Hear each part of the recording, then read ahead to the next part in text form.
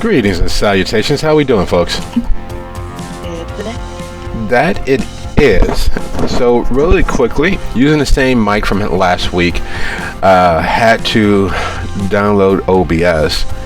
I have no experience with OBS, so we shall see how this goes. But at least we're getting activity and showing that you guys are speaking. Fabulous.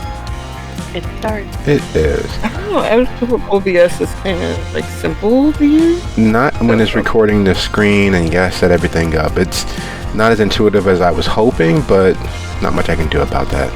Yeah, it's definitely more for like if you're streaming on Twitch or something like that, because you're letting other people see your screen. But, I mean, I suppose they can still copy or record your voices. Sorry, it's not braining tonight. No, completely understand. I've been behind the 8 ball at work mentally all week. I can't believe we survived a whole week already. Can at least breathe a little bit. Hello. What's up? Not much. How's the sound overall? You're pretty clear and volume's good. Nice. Well, knock on wood, or as Jimmy says, knock wood, mate. All right. It's been a thing. I'm back around to OBS, which didn't work for us. Well, it didn't work for me when we first started with Soup City. It was a bit of a head twister, but hopefully it holds up. We're gonna have to abandon Mini Tool for some strange reason, at least until I can figure things out, because it is not picking up any of the Discord sound. Like it works. It was working pretty well, showing activity and everything else with the new mic setup on a direct call, but in any of the servers, it's not showing any activity from Discord. So all of that to say, we are on OBS, and we know that Kiara will not be here because at least for the next couple of weeks due to them shifting to night shift. So as we get ready, I'm sure you guys may have noticed I didn't post any title. I didn't post season preview based on the titles. All good. So, does anyone remember where we left?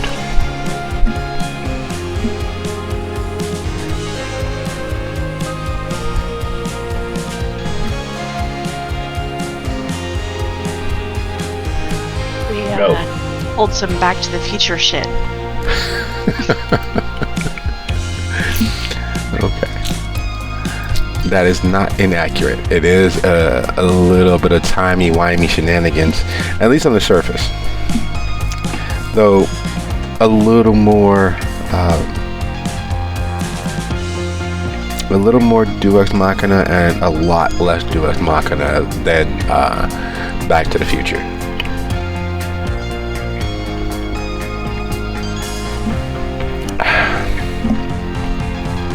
Because while you guys are in your present, it seems as if the world has rewound itself. And when we last left, the coterie was being beset by these snippets, these glimpses, these visions of similar moments from their past, of the ending of one or more of them, including experiencing their own endings with a voice that is at once immediately known and completely unrecognizable as anything remotely important to them. A voice that you've heard in a dream, but you can't remember anything else about the dream. Not in totality. Brief, flickering moments. And there's a face. An old, wizened face with a large, bushy, chin-strap style beard. The mustache stretching far in excess of the heightened and clearly visible sunken cheekbones. a pair of wire-rimmed glasses, gold. I'm not sure why you know that they were gold or not just silver or just thin glasses, but you know they were wire-rimmed, made from, and then the memory begins to fade. White hair streaked back with the last remnant of black somewhere near the crown, down the back. A long white jacket, double-breasted, but worn open, underneath which was a sunset orange vest, a green and gold ribbon holding an amulet that looks somewhere between a cross and a mermaid, a shawl of the deepest, darkest blood red wine adorning the shoulders and the nape of the neck, and a voice that is impossible to remember and impossible to forget, that you know you've heard it, you can't place where. You're not sure if it's deep or it's light, is it nasally, but you remember that voice and its admonition to jot that down, to make a note of that.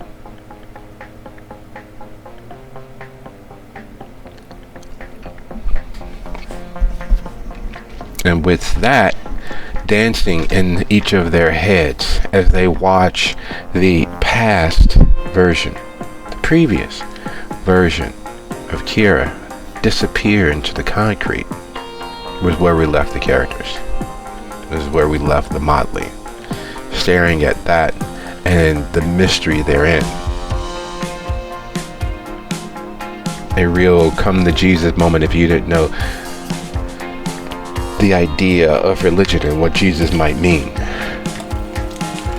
Why am I talking to this 20-year-old? Why am I entertaining this rough sort of character who travels around with thieves and brigands and carpenters and all sorts of wild youth, professing to stay well within the boundaries of the law while subverting what those boundaries are supposed to mean?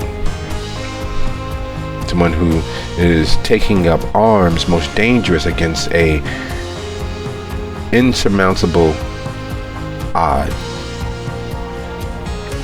yet doing so without taking sword in hand.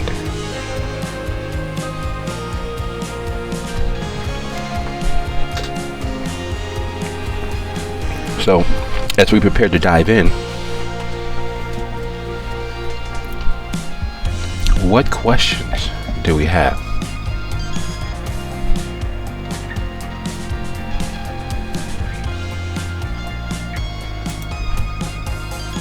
Well, I have all sorts of questions, but we'll figure that out in play. Okay.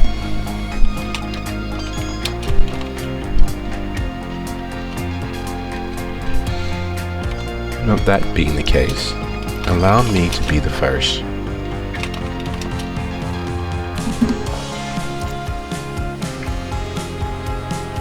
To offer my eternal thanks for being here.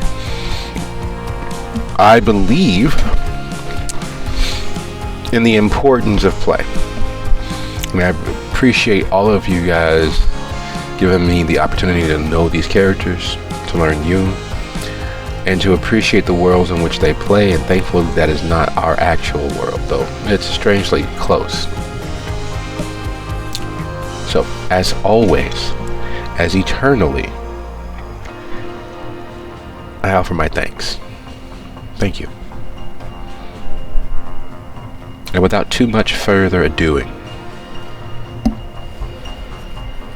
with all of our questions, suggestions, hypotheses, and corners rounded off, I'd like to say that this is officially Soup City Sins Obscura, Book 3, Chapter 1.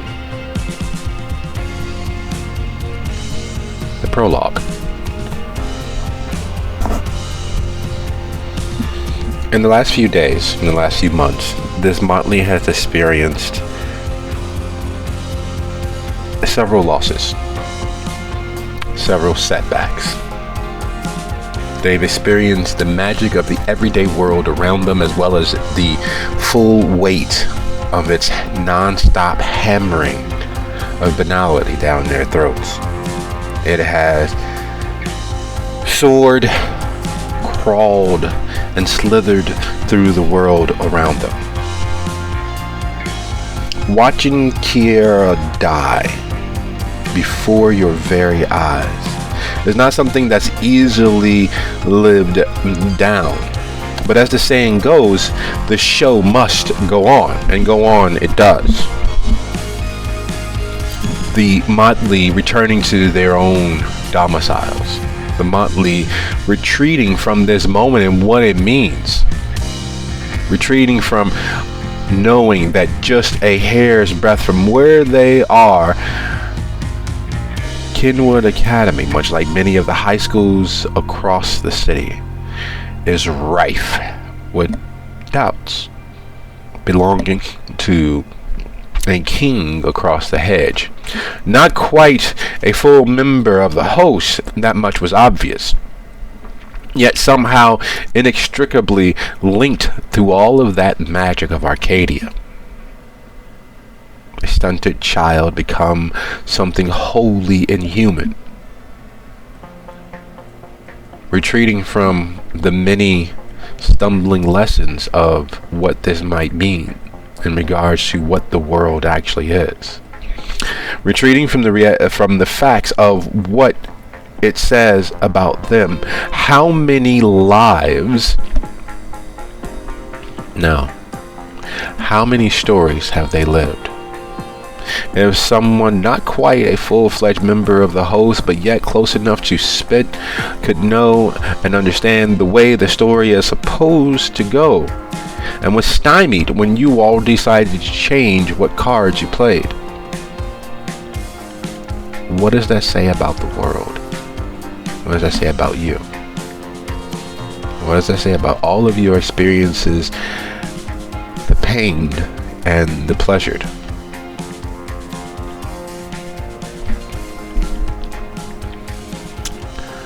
So we open, unlike usual, with the rise of day. The sun breaking the horizon line and shooting up into the sky. The world moving one tick of a gear further into whatever the future might hold. It has been several days, several nights, and starting in alphabetical order, what have we been doing in those days, in that time, in those many moments to contemplate what you've all been through?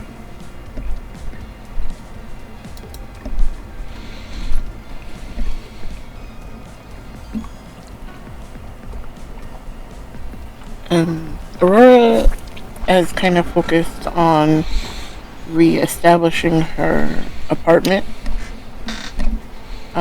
setting in place safety measures for next time if they get trapped across the hedge again.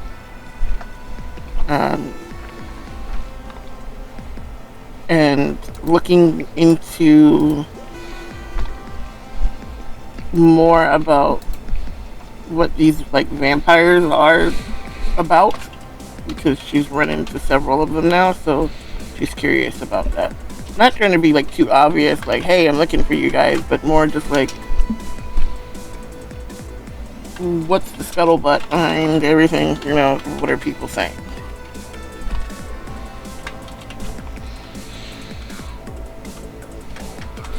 Okay, so she's looking into what makes her say vampire and not mage or a different variety of changeling or something else. It was the fangs. Dental implants.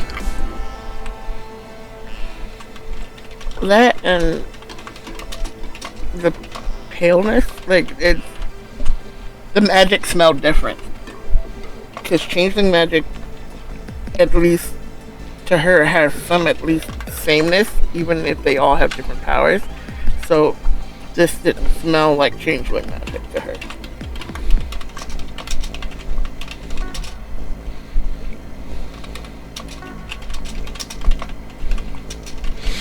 Okay, so of those separate things, which for her is most important? Her space. Like, she needs to have a home. She needs to have home base, and she lost that last time, so that would be important to her. Okay. Well, let's take a look at our trusty, dusty, rusty, loyal and true notes. Excuse me. Would you be so kind as to go ahead and roll?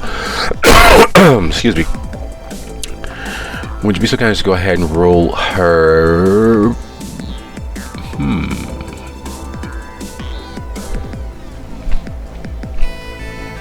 You have a choice. You may roll her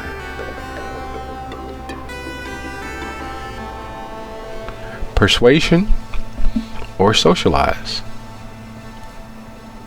or empathy with her either manipulation or presence.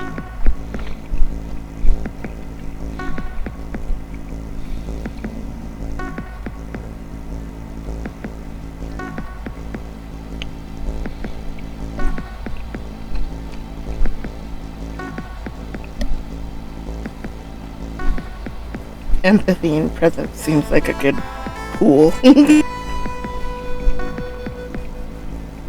Okay.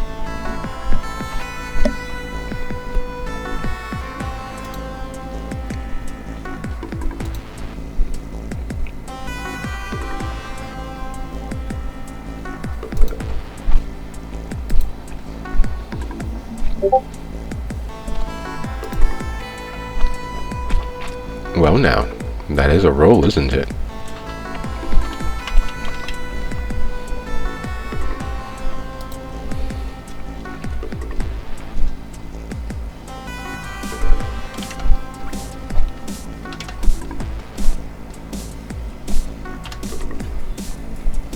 Indeed it is. All right, outcome of 3. Look at that. There we go. And a critical outcome of 3, a complete and rousing success. So, making it her life's mission, waging war with her landlord in ways that they can't fathom, waging war with the bank in ways they couldn't quite wrap their heads around. How is she able to tug our heartstrings? We cut that out back in the 70s. We don't have heart. And she's able to convince them of the seriousness of her plight and the fact that the world is ever changing, and haven't you, and making appeals, countering them with just enough logic and twisting the truth so that who she is shines through more than what she has and the rules binding them into place. This is, after all, a capitalist society. Money talks and everything else can take a flying leap. But she manages to convince them somewhere along the way of their humanity and how even a little bit of good, a little bit of kindness can make all the difference in the world, can be everything for someone. It is a almost impossibility that she was able to do so, yet somehow she found a way.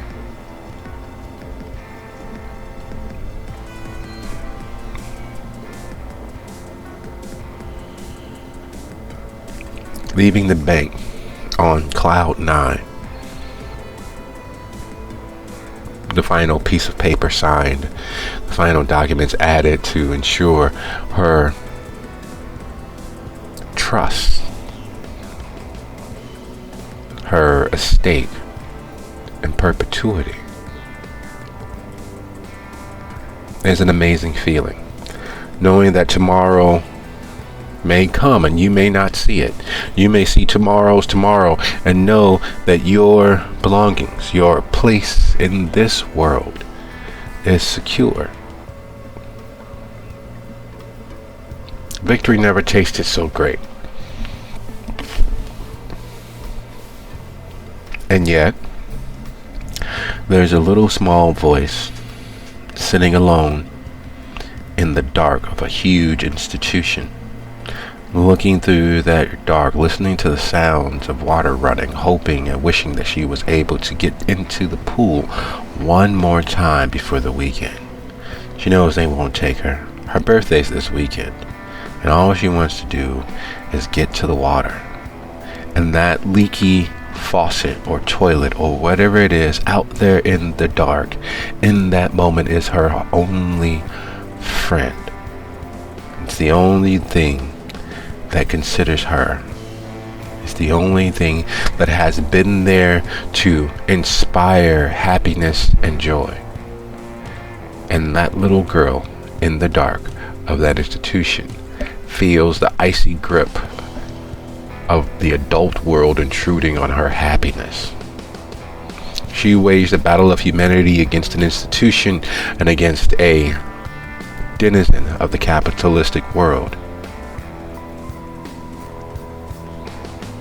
And part of her, the flighty, fantastical part of her, had to be leashed in the doing.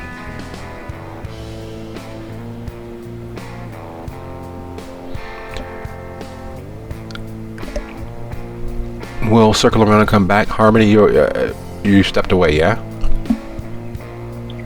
No, I'm still here. Okay.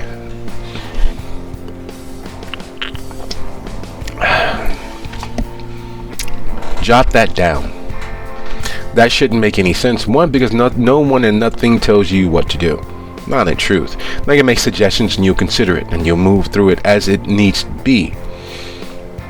But jot that down, and you have the inclination of a vague memory of you holding a quill, one leg crossed over the next, bored out of every semblance of your mind, and yet still making a note of that. And you can feel the warmth leaking into the bricks around you. There's a brazier burning, lighting the space, and somewhere out there in the shadowed darkness is the owner of that voice. Jot that down. Something that sticks with you, something that refuses to let go, because you were one of the pretties. You were there to inspire by your looks and by your haughty demeanor, allowing nothing close enough to leave their dirty, sullied fingers upon you. And in that, your place above theirs, your place isolated from theirs, to be looked upon, to be thought of, but to never be held, to never be truly embraced, to never be understood. Because understanding takes away their fantasies, and fantasies are important. The living need them, and you are better than them. You don't need fantasy. You are the fantasy. You are the ideal. Now lead my forces to victory. And on the memories come. Watching Kira die triggered a memory. Watching Kira die triggered the ghost of memories, layered over themselves like hundreds of disk drives being partitioned and repartitioned over and over, washed, rinsed, repeated, mangled and discarded, rebuilt, refurbished, renewed, over and over and over. It's been a few days. What has Harmony been up to?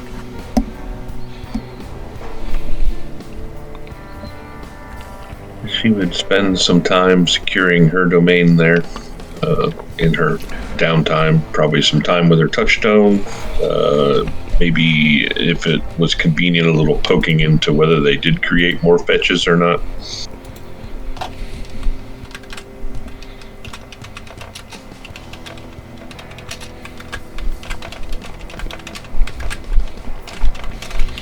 Of those, which was the most important? I assume, presume, considering the trauma of the situation, probably the touchstone.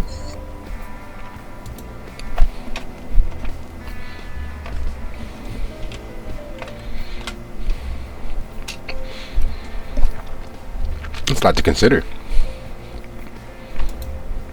Which is one of the most aggrandizing understatements ever. A lot to consider. The very fate of everything that you were or are, what tomorrow brings, all of that tied into a nice, neat bow. A lot.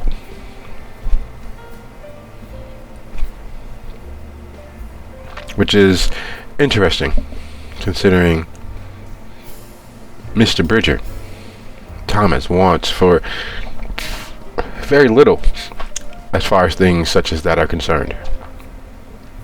He wants you as you are. He wants to know you. He wants to consume you whole without destroying you. And therein lies the central axis upon what your relationship actually is. He wants too much, yet accepts what you dole when you dole. Busy though his life is with mundane this, that, and the other, oftentimes you've had to leave him in the midst of some project or another to be free of him, because he wants to know you. He wants to own the idea of you in his head, to have a place that he could place you in the halls of his memories and in the hearths of his heart. And it's all too much,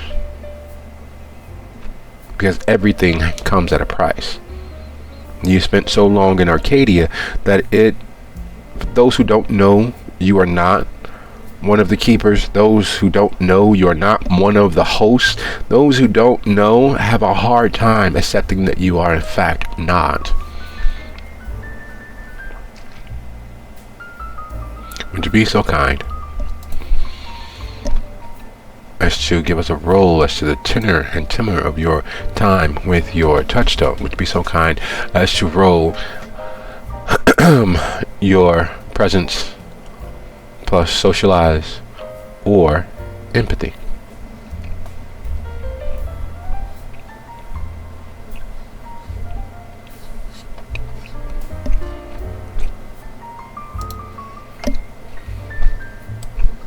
I assume we've had time for our glamour to go back to 1. Yes.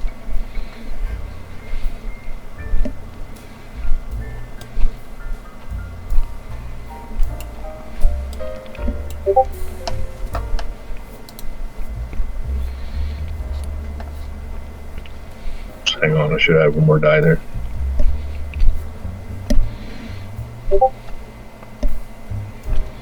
Which didn't matter any. Okay.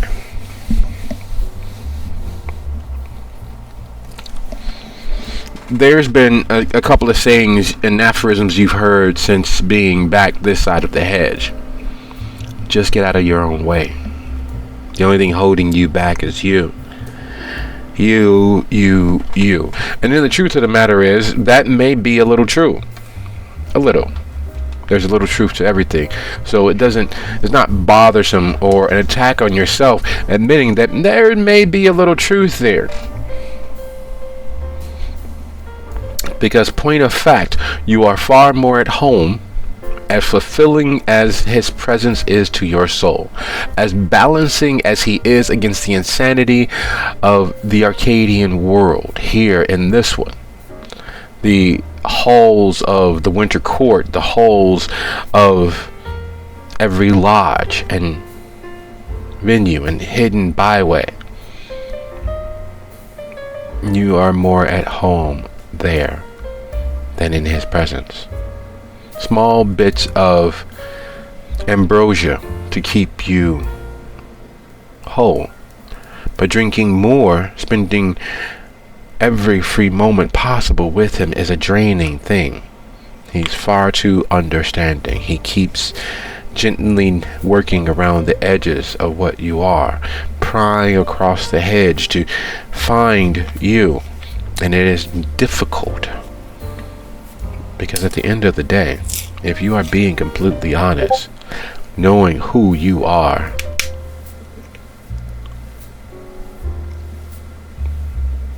is a difficult proposition. Finding who you are is a uphill climb. And in his warmth, and in his outpouring of love and adoration, it is all too oppressive.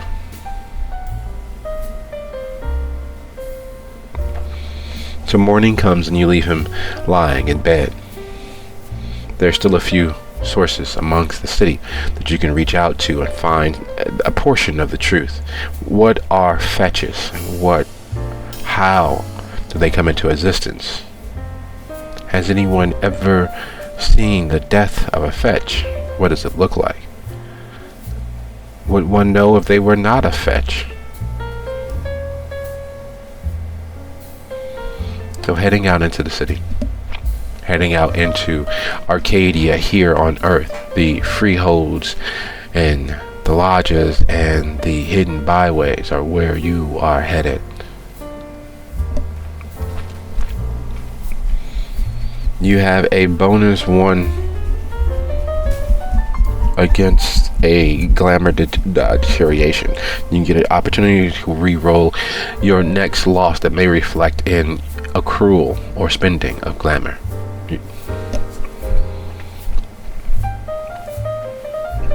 And speaking of glamour, Hazel. Yeah. It has in fact been a few days, and being tied so closely to Kira, having an oath with Kira, it would be an understatement to say that you were not affected by that. Unlike everyone save Kira, being tied to her, you felt that death. You felt the end. And the most troubling aspect of it, the part you have yet to speak to anyone about, is that you felt it before. That voice crawling along the skin, make a note of that, jot that down. You've heard it. You know that face. You know that pain, which still weighs just heavy enough to be present in your heart currently. Days have passed, many moments in between, and yet you recognize it, and it weighs there at the back of the mind like a itch that refuses to answer to the scratching. It's a crawling sort of thing that you swat away only to still feel the many legs oozing and eking across your skin. And you felt it before. You know Kira's safe. You can close your eyes and feel their closeness to where you are now. But yet you felt it before. I know, not just similar. You felt that ending before. And it's been a few days. What has Hazel filled their time with? Hazel, for the most part, would likely be spending time between her apartment and the library that Kira frequents, just to, kind of keep an eye on Kira and keep an eye out for Mr. Thursday and his odious children and clockwork armies.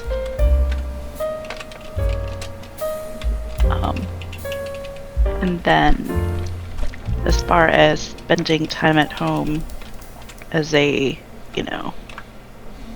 kind of, I guess, cover so that Kira doesn't feel like she's being smothered, check out some kids' books and bring them back to the apartments and have like a story time with, any kids that are there from single moms. Give moms a break.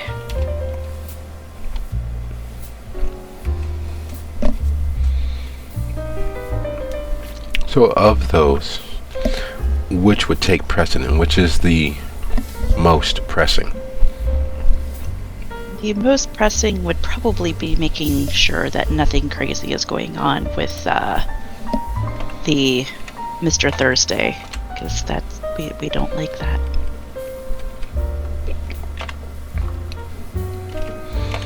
Oh, come now. Right. He's such a pleasant gentleman. He is. That's being the case. Would you be so kind? Excuse me. To roll your wits plus investigation plus your word.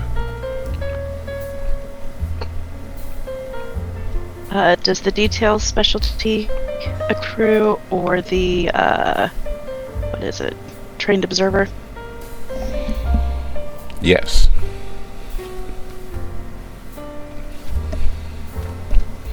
To one or both? Trained observer.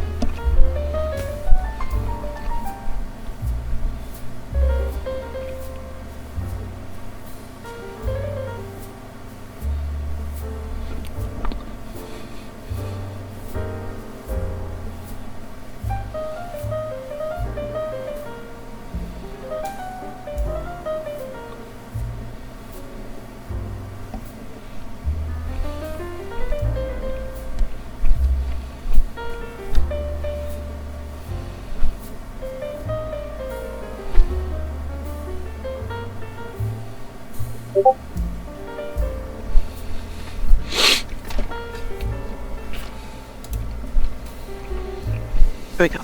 3.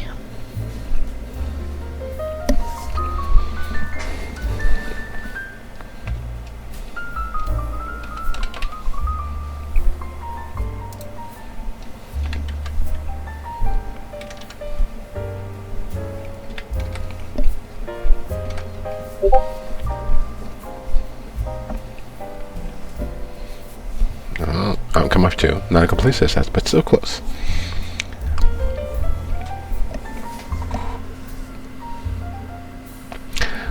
Small details in everyday life add up to big things over time. This was true before you were snatched across the hedge and was most certainly true once you've come back. Those small details determine everything. And that is no understatement. The small things every day around you add up over time. Small successes, small losses, small paper cuts of aggression and animosity. Small acts of love and cherishment.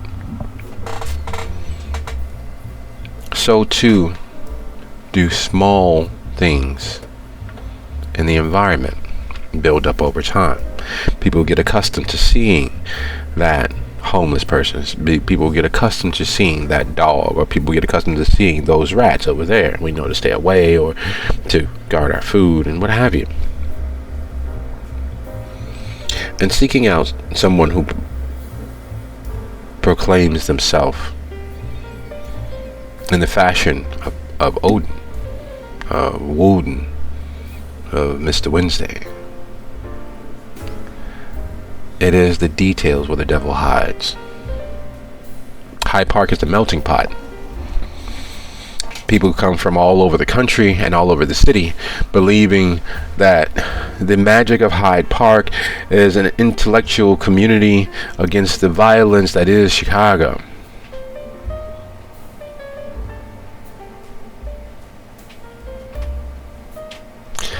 That isn't true. The magic of Hyde Park is in a combined communal identity as being above the appearance and image, the popularized image as to what Chicago is.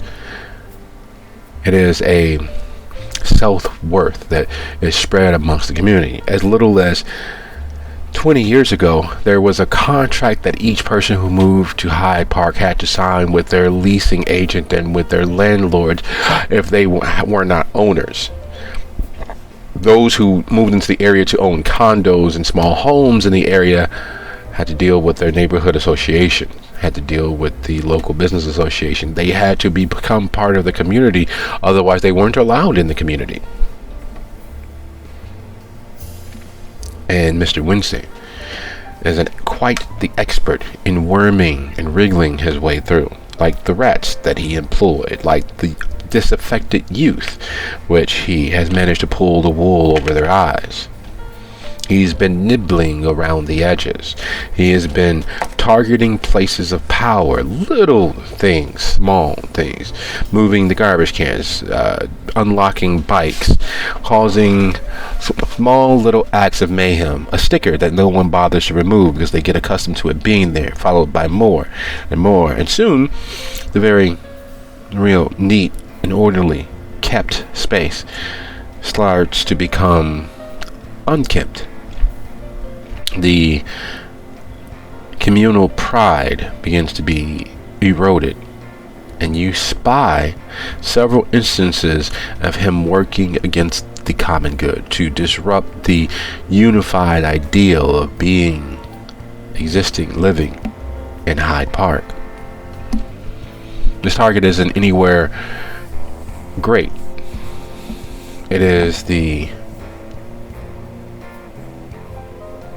53rd Street thoroughfare from Lake Park all the way over to Cottage, working diligently and dedicatedly to throw off the fabric, the communal, the ordered chaos.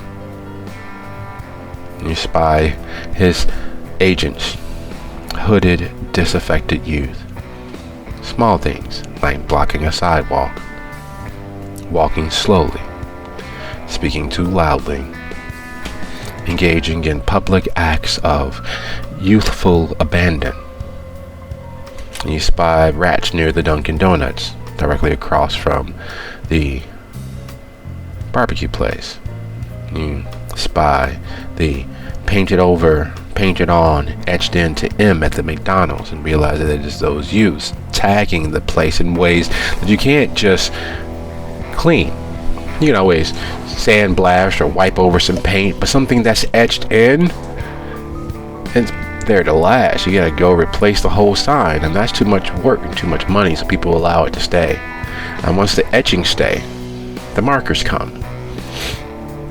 And as soon as you take them down, someone else is tagging the place. Small little things. So there's nothing gang affiliated. There's nothing criminal. It's just, well, it's art, but it's an annoyance and it's a nuisance.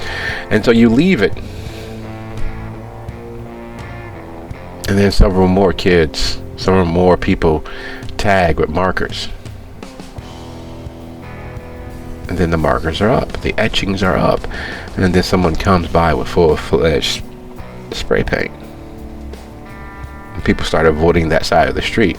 They don't take time to read what has been etched and marked and tagged and mean streaked. They just avoid the area. Stop going to the Pepe's. Stop going to the McDonald's. Cross the street near the park where there's no clear signs of vandalism. And there's a plan at play that you catch the major chords for. 53rd Street is next, and they've been working diligently to throw disorder, disarray, and chaos into a major thoroughfare of commerce for Hyde Park. There's 47th, there's 53rd, there's the eastern portion of 55th, and then there's 57th. Take one, and the burden spills over into those other places, into those other streets, into those other commerce thoroughfares. They'll become overburdened. The neighborhood begins to erode. big outcome, small actions.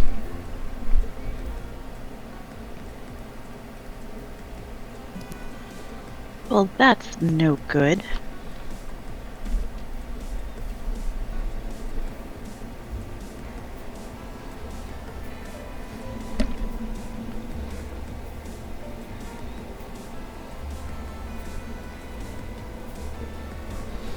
So,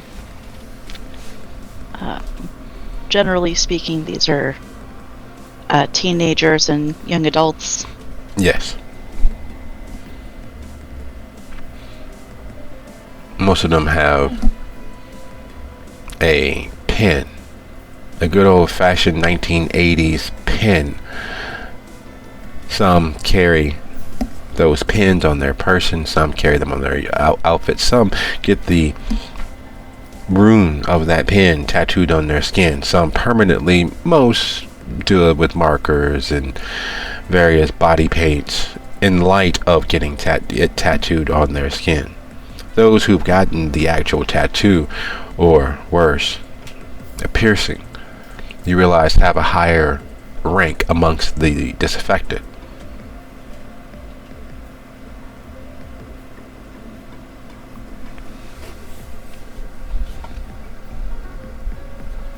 Alright.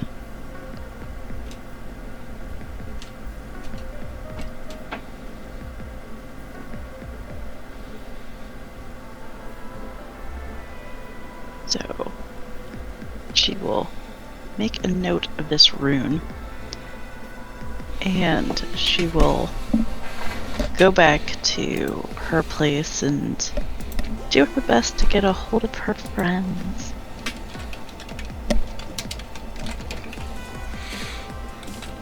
Okay.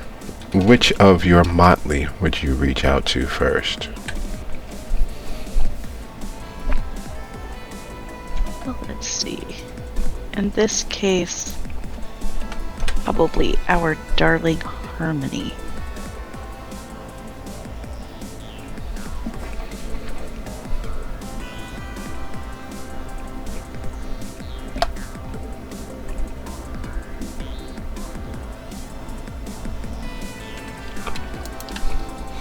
Had you guys worked out how best to contact each other? No, I don't think we ever did. But got a little crazy. So in that case, she, realizing she doesn't have an easy way to get a hold of her, would just go over to Aurora's place, because she knows where Aurora lives. She does indeed.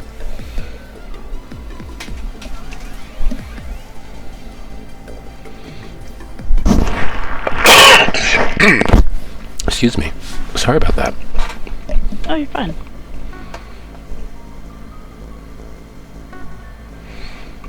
Victory has its own taste, its own definitive essence. And while sometimes it has other notes mixed in, victory is victory. A win is a win. And as you're leaving Hyde Park Bank and heading back home, it is a wind that causes your feet to glide and dance and ripple, and well, you're on cloud 9 when you get home and find Hazel ringing you up.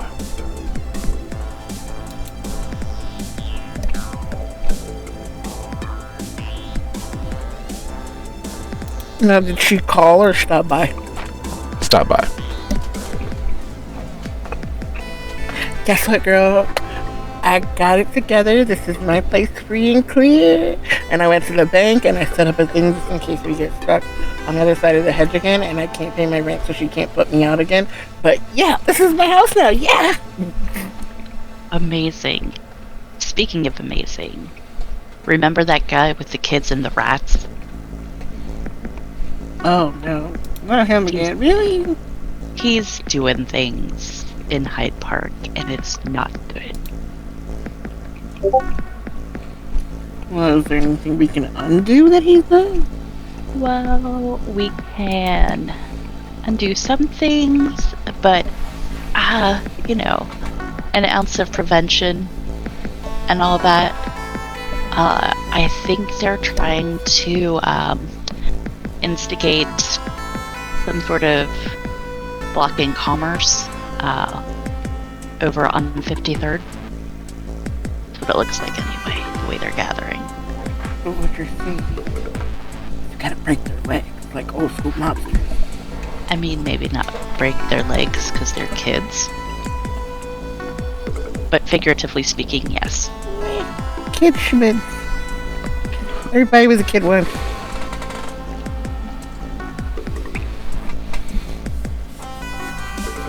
Okay, well, I'm down. Let me just throw some of my stuff in the house and then I'll get, switch out for other things I might need, because last time I felt entirely unprepared. I got myself a taser. Just in case. Very nice. But, we should probably find the others. Yeah, Kira isn't feeling so great. I think she's probably just gonna want to stay home and sleep. Oh, yeah, it's probably weird watching yourself die, or your past self die. Or is it your future self? I don't know. That shit was confusing. Yes, and feeling it probably wasn't great either. You felt it? That's weird. I heard the guy, but I don't. It was like creepy. So I don't know, but I don't want to feel that again. Well, no more time traveling then, I guess. Whatever that was. But yeah,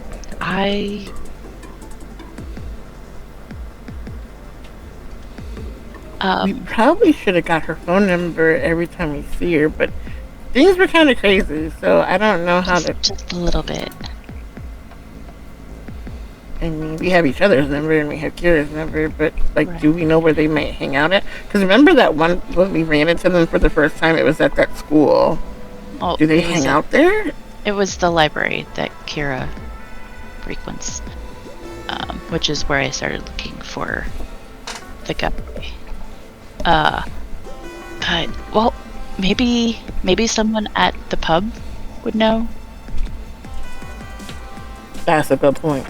We should stop by there first, have a little pizza and some beer, and find out if Harmony's there, or if anybody's seen Harmony, and then we should go do the thing with the other things, because nobody likes to investigate on an empty stomach. Oh, was I supposed to eat before I went to go look for them? I mean, we can fix it now. You do what you want, but I'm just saying nobody usually likes to investigate on an empty stomach. It's like going shopping when you're hungry, because then you end up getting a whole bunch of shit you don't eat. I never understood people who like to go shopping. But anyway, yes, let's go. Oh my. I didn't know that they'd allowed you to stay, says your upstairs neighbor from your former apartment as they exit the stairs. Their large hat blocking most of their face, keeping it occluded in shadow. And as naturally petty as we all are when being addressed by someone we have mixed feelings at best over, they're dressed impeccably. The bodice flowing over the mid-length skirt, hugging just enough of their form to offer the idea that they may be, well, something you wouldn't mind being nude next to. Yet you've all been close enough in their presence to realize the unsettling aspects of them. And the garbage has been piling up out back. Not that they haven't put it out to be taken to the dumpster behind the building, but it's just there seems to be a clouder of cats multiplying by the night, crawling around and prowling around as more and more rats are running through the backyard from the alley, as more and more of the back porch needs to be repaired. He's already all but torn down and replaced the porch piece by piece just in the last few weeks, the last few days. And it's more and more of it begins to rot through. There's a scent coming off of the back that could be best described as decay. And as they exit past, a tossed off bon mot on their lips, there is a creeping dread in you of wrong. It hasn't turned to full-fledged rage, but there is a simmering pot of anger on the back burner, quickly reaching boiling. I thought you said you weren't staying. Why are you still here? I am not staying. I will be moving along shortly. And I could have been moving along far sooner if you had decided to help. But you, like most, are too caught up in your own issues to lend a poor hand. But I'll leave you to it. I'm glad that you have found a space for yourself. Shame, you could have had your apartment back once I left. And they saunter out of the door, their hips gently swishing, causing the dress to seem to dance and attract the eye to how well-formed they are,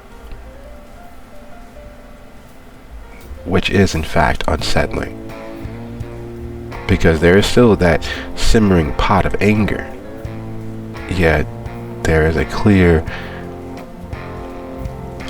almost savage want to defile them.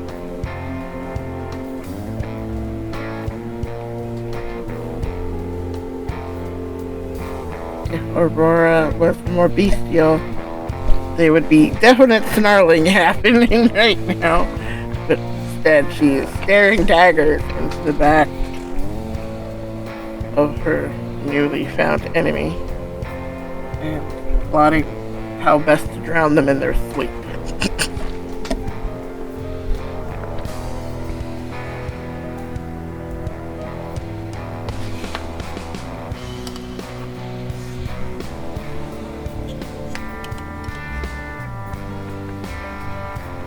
Shall we? Because this is awkward. Sorry, but you feel that, right? You feel how wrong they are. And they're making this place into a bad, stinky, disgusting place. Getting their stink all over it. Yeah, kind of like the kids are doing. Let's go.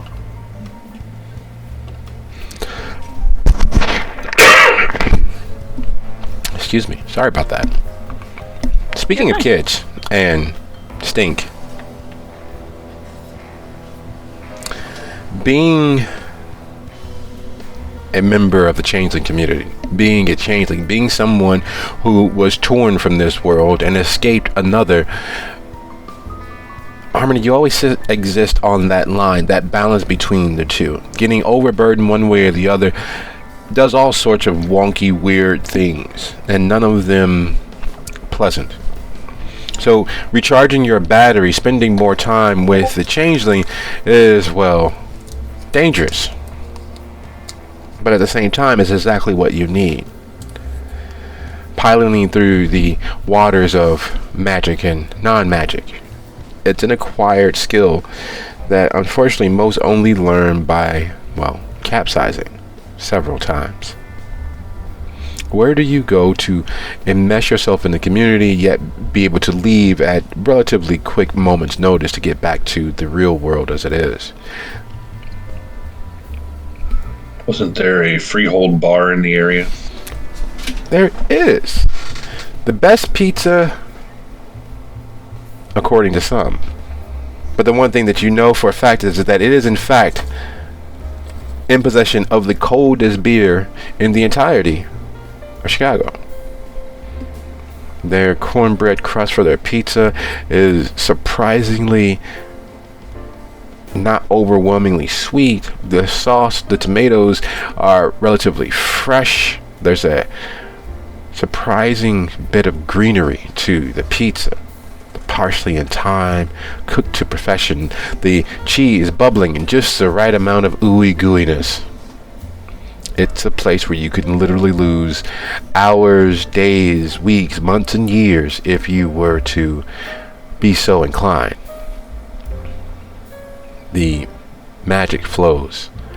The music. There's always someone singing, always someone putting on a bit of entertainment, always someone telling a tale. It is, well, it's a cantina. Do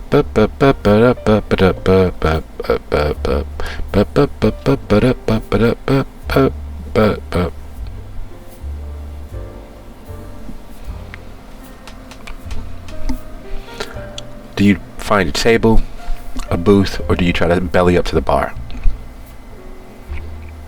Probably a booth. A good old Strider booth. Boy, you can see the door. You want to sit with your back to the wall so no one can sneak in behind you. You pull your hood high on your head to hide in the shadows. That sounds pretty right.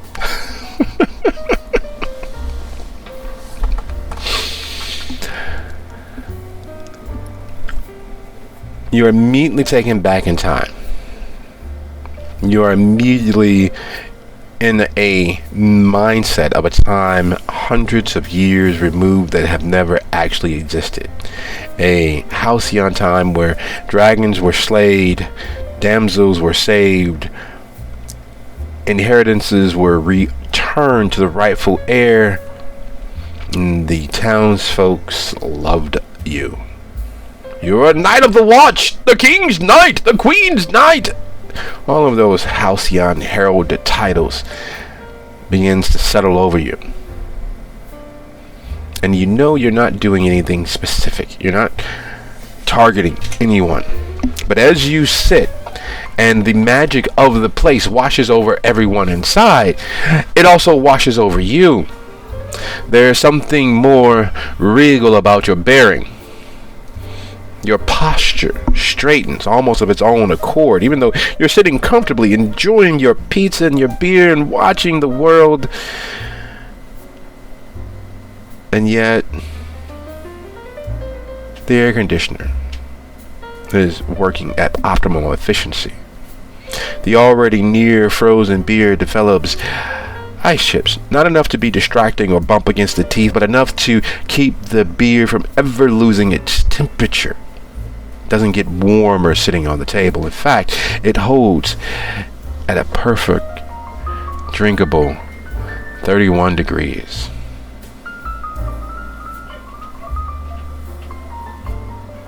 And then the door opens, and like some Western, you feel called out, because standing in the doorway is Aurora and Hazel.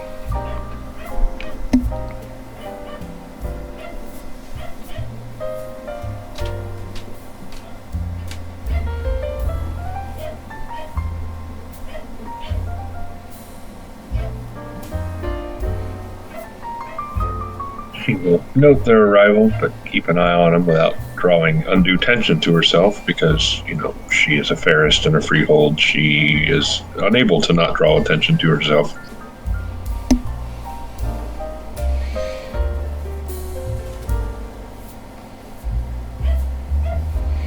The bar is lined, as always, with the usual assortment of barfly, though in the freehold, those barflies are larger than, hairier than, angrier than,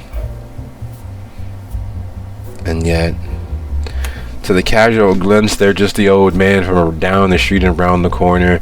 They're just the lady who was formerly a bartender herself. That's not the way you make a Manhattan dairy. There's the garbage man who's taken to drinking his lunch, and you realize that he's larger and rounder of back than anything bipedal ever should be. He has a tail, and that dark, sweaty skin from all of the manual labor is actually greenish gray. Huge tusk extending from his top lip.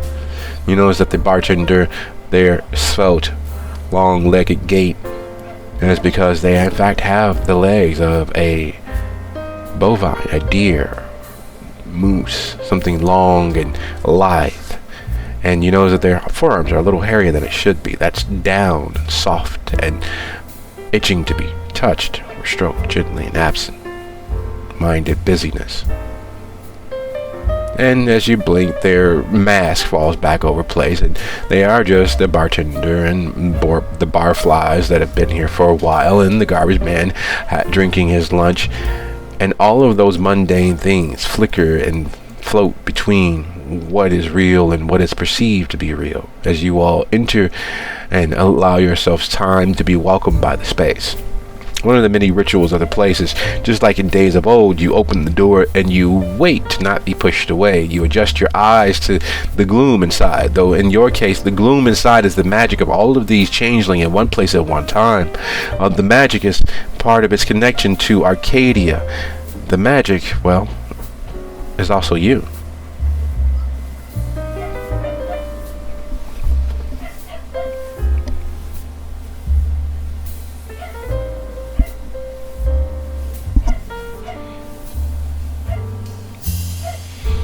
Hazel. Aurora.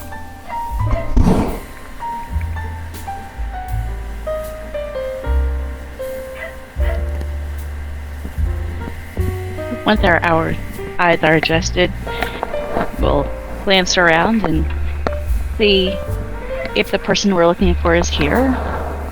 How unobtrusive are you being? For a Ferris, they're positively dressing down and hiding in the corner.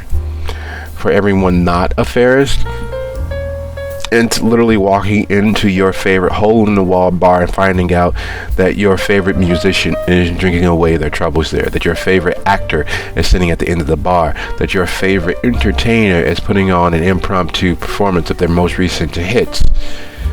They're people trying to be casual about it, but it's every few couple of moments are glancing back toward that semi-dark corner, which suddenly seems as if there's a spotlight on it. Well, I will nudge Aurora. Hey, we're in luck.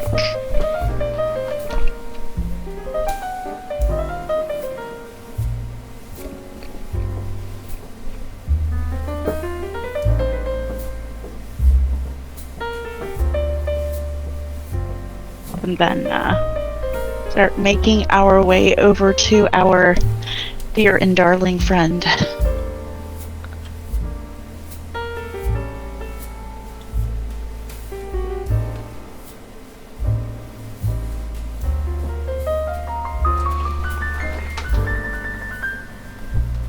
As you all cross the distance, settling into the table where Harmony has made herself at home. It is 26 after the hour. Let's be back at 36 after. Aye.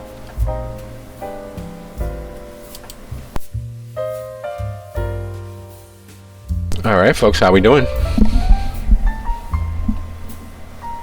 Yep. Yay! I'm back. Sorry about that. No worries. That we're back.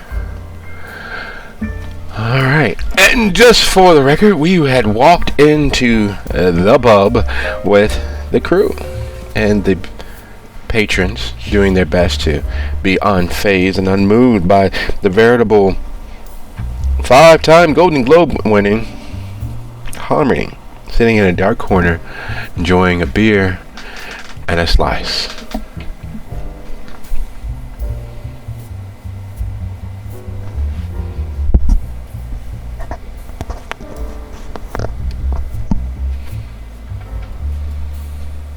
I didn't know they had a Golden Globe. Neither did I. But yes, we had noticed her, and we are on the way over to the table.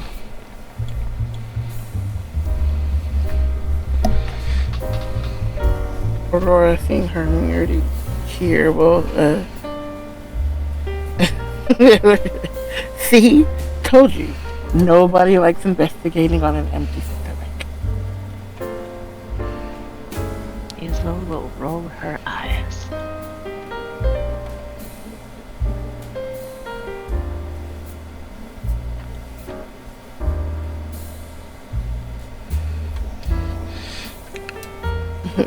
We'll sing up to Harmony. You know, we keep forgetting to get your number because we were looking for you, and then we found you, but it was totally an accident. Are you sure you're not stalking me?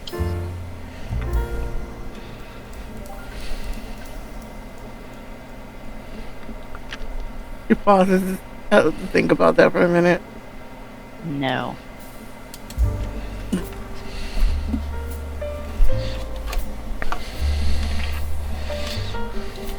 She will motion to empty seats.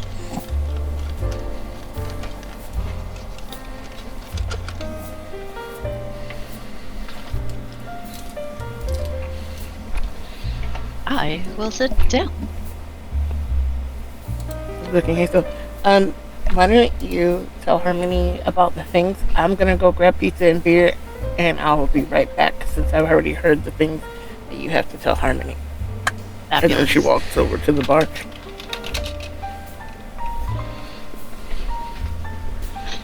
So, remember that guy and the kids and the clockwork mice on the day that we met? Oh, I remember him very well. He is up to things in Hyde Park.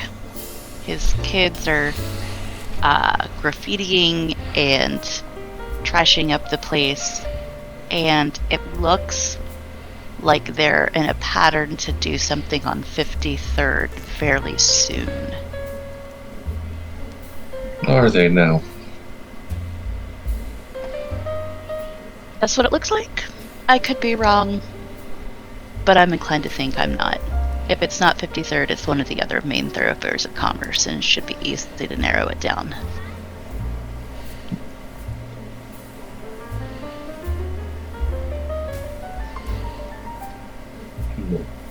Set her napkin down over her half-eaten slice there. So, when will this occur? That is a little more difficult to figure out without actually talking to the kids. But they're all easily identifiable. They either have a pin with, and she'll, spill some salt on the table and trace it out for sure. They either wear a pin with that, or they have a tattoo of it, or they're markered. The ones that have it permanently on their bodies seem to be higher ranking. That's bad luck, you know. She'll take a pinch and throw it over her shoulder.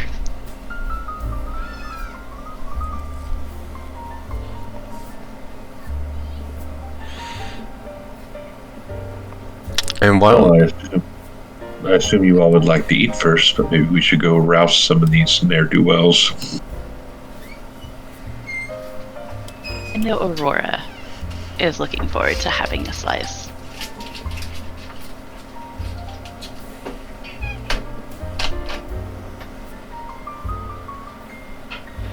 And speaking of Aurora having a slice, at the bar, the long-legged, svelte bartender moving as if they were the very definition of grace, sliding beers across the pockmarked and scarred bar that's seen many a rough night and many a rough customers. Etched in through all of the constant use, there are grooves where certain people you know will settle in as the day grows longer in the tooth. There are places on the floor that are stickier than others because of the denizens that normally sit in that particular seat come nightfall. There are places where it is clear someone sat thrumming, working at thoughts about thoughts. And now there's a little indention where the fingers thrummed against the wood. The mirror behind the bar is a funhouse mirror of sorts, because the mask works on the person, the changeling, the fae sitting at the bar. Looking into that mirror, you see their doubts, their happinesses, their seemings, and yet the mask is there the moment you take your eye off of it.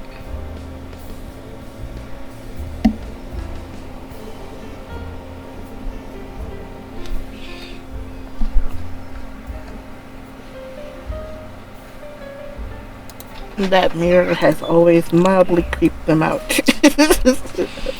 Honestly. But, watching the bartender.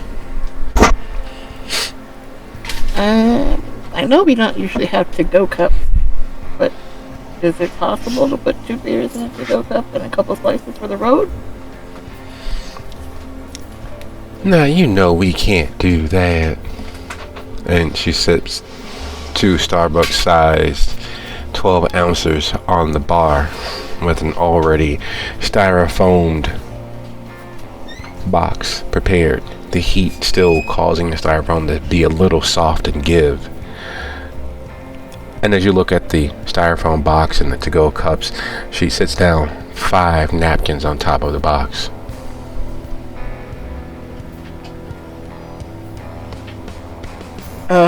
You are a lifesaver.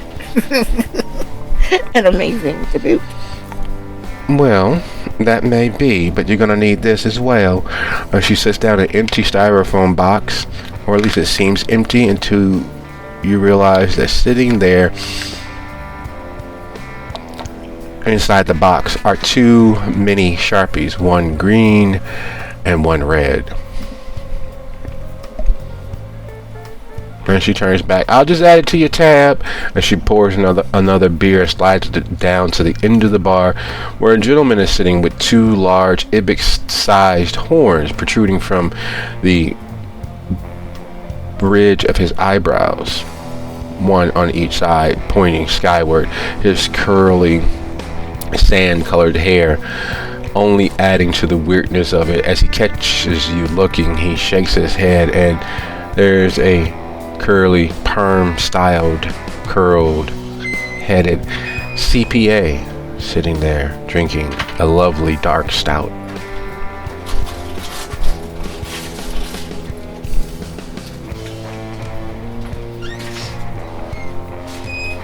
She gives them a wink and takes the styrofoam and cups, and still trying to puzzle out the Sharpie markers and why they're Christmas colors of all things. Comes back to the table and puts them down in front of Hazel. So, bartender knew we were not going to stay long. And here is your cup, and there are a couple slices of pizza in the box. But they also gave us these, and she turns the markers to the rest of the table. No clue why, but they said we'd need them, so I'm not going to ask any questions.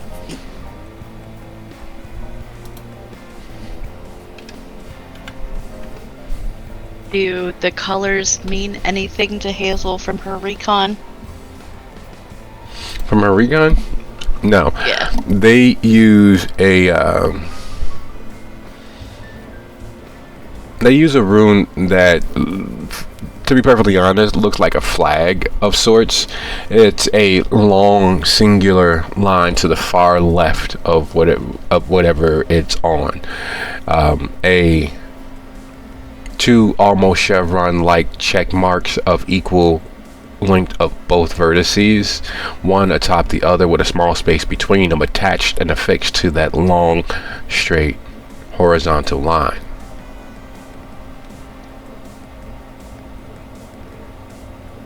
But they're not in any specific color, so like the ink doesn't necessarily catch your attention. Okay. No.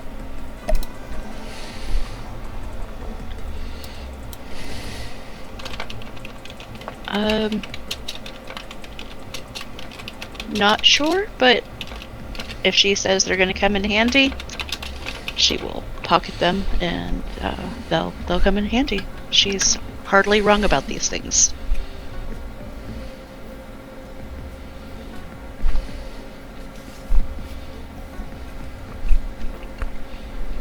Annoying, isn't it?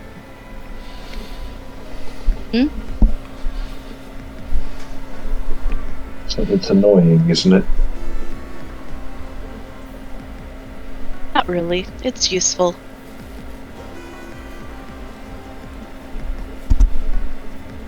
Anyway. she will lift her cup and cheers to the young lady behind the bar and start heading out.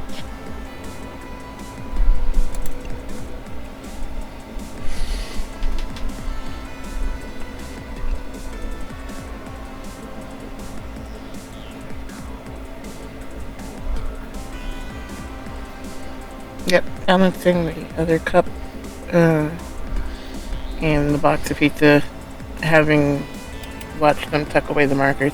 She looks at Harmony. So I guess that they filled you in and you are on board. So, guess we're going to do this.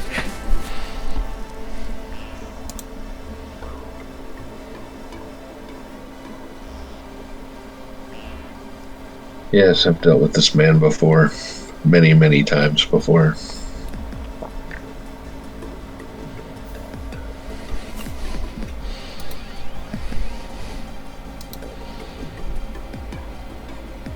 So I guess we cut to them trooping back out of the pub. Yes.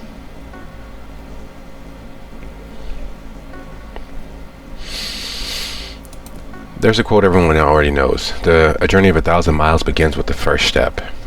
The question that has not been answered was, when did this particular coterie take their first step? And where in that 1,000 miles are they in reference to their eventual end, their eventual peace, their eventual happily ever after? It's not one that comes easy. It's not an easy question to examine. But examine it they do in their own inimitable way. One seeking joy and happiness, one seeking the exaltation of a final glorious battle, one the mystery of it all. And why red and green? Why Christmas colors? And it hangs there in that in-between space of half-formed and multiply formed thoughts. Like an amorphous chimera just swimming along, surfacing between the crest of various other thoughts as they work their way out of the bar, work their way out of the pub, work their way back into the real world. And the difference is amazing, because inside the bar everything was warm and earthy and just cold enough to be comfortable, and there was just enough stranger danger and a friendly face to make the place very much home, away from home, to very much make it a public house where you could be all that you are and still be appreciated for all of your potential. It's not an easy thing to do, leaving, because it is a taste of the magic that you are.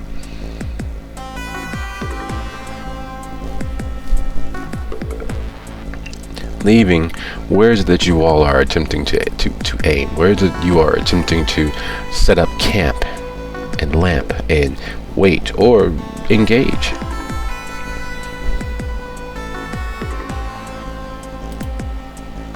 I will lead them to one of the several spots that I've seen.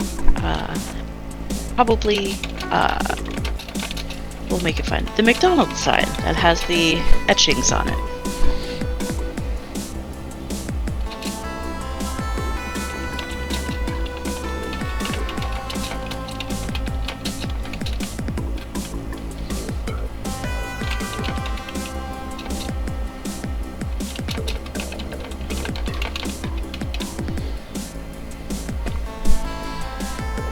Seeing the artwork, Aurora looks at them. They have horrible taste in art.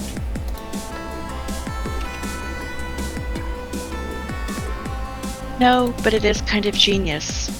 Something that they can't get out leads to some doodles that they don't bother to remove, leads to bigger graffiti, leads to a breakdown of civilization. Something, something.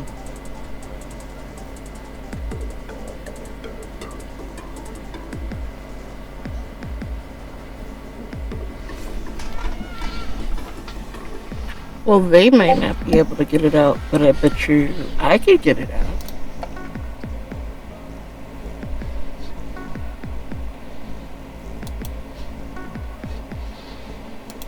And Hazel will just smile innocently.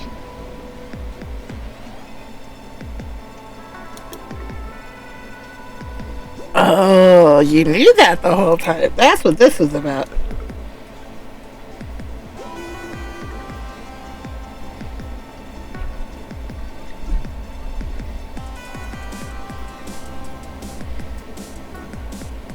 Fair enough, I do.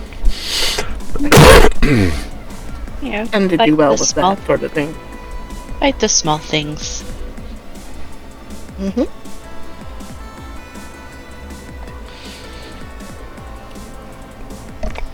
There is a philosophical idea that evil cannot prosper save by the silence of good men. It's often used in modern parlance to go hand in hand. If you see something, say something.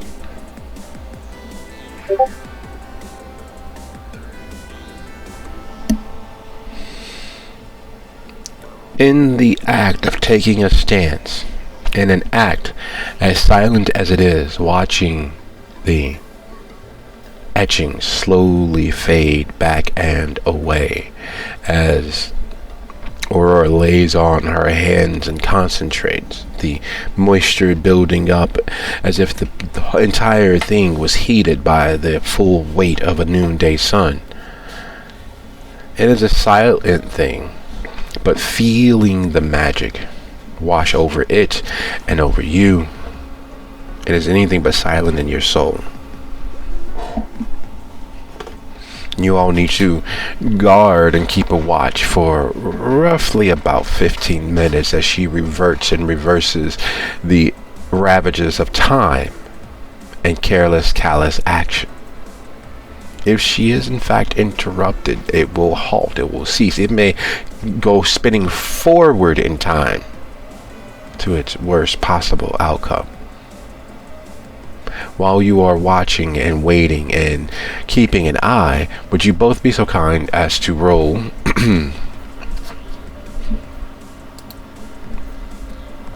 your wits plus either streetwise or occult?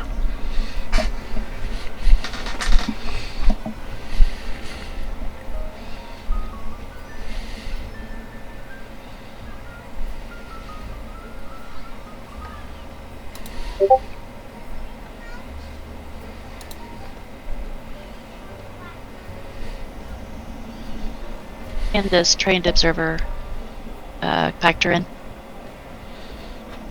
You have enough time, yes.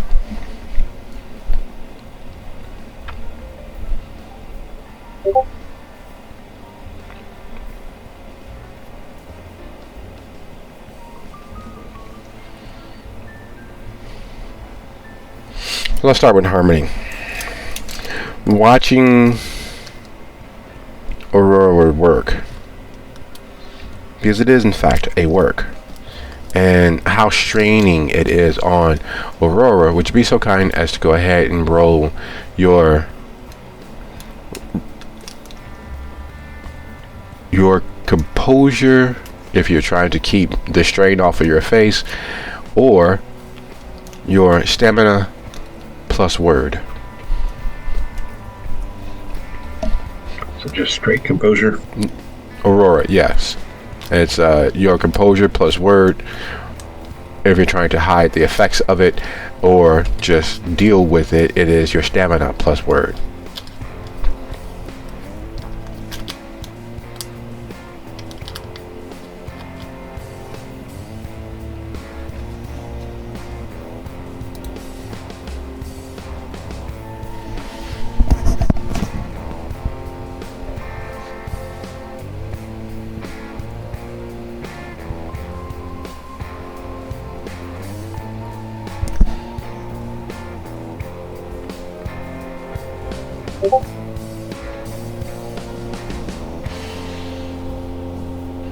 So That was composure. So, Harmony, watching her work and feeling the magic bombard around you, it is easy enough to see how heavy of a load it actually is, moving the hands of time back as it washes over this simple, standard, bright yellow plastic lit from within McDonald's sign. It is clear that the ravages of time have not been kind. It is clear that what she is actually undoing is a concerted effort on her shoulders. And it gets the mind thinking, gets the thoughts racing, gets how hard must that actually be. Magic is not something that is typically noted for being difficult. Everyone makes it seem easy, a flick of the wrist, a focused bit of attention. But there is weight to it. As invisible as it is, as non-permeable as it is, as transparent as it is quite weighty. It is a huge effort and a load.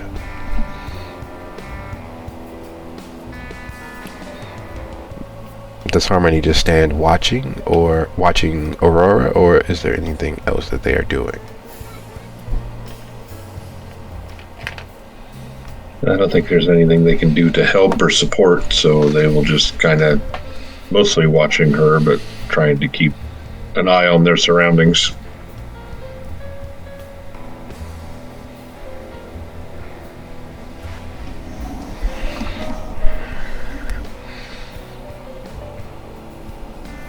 The ebb and flow of Hyde Park is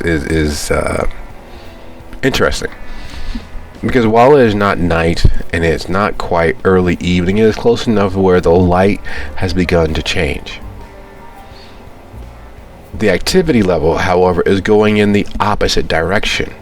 Yes, it's busy during the day. There are high school kids, there are grade school kids, there are parents and families and all sorts of people and persons on the street, moving to and fro, stopping for ice cream here, picking up a soda there, looking for the reader box over there by the park, that big bright yellow construction yellow orange reader box. Yet as the sun moves further and further towards the horizon line, more people come out. College students, professors, TAs, RAs, people leaving work early or preparing to head into a later second shift position.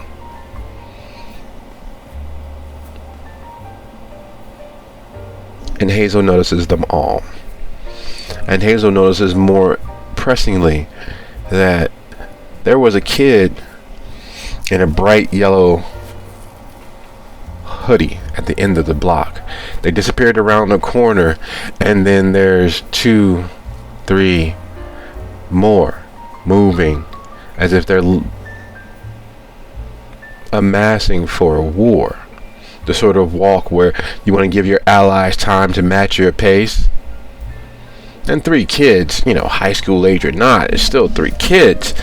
But it's only as Hazel notices across the street, across the back end of the fenced-in play lot, which is called a park, that opens into the rest of the park, there are more kids moving from that direction. And they're far enough away where it could be a coincidence. We know how real and factual coincidences are. And so she turned her back to Aurora and looks east and watches them come. Then she looks south across the park.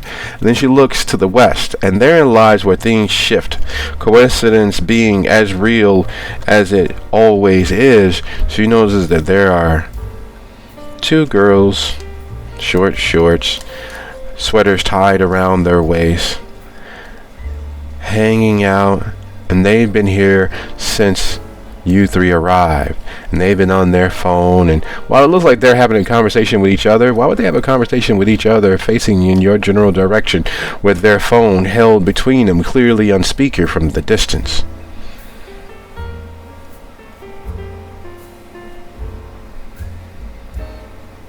Three actions. Hazel will snap her fingers behind her back and point in the general direction of the girls and in front of her, I guess, just kind of like a sweeping arc as best as she can.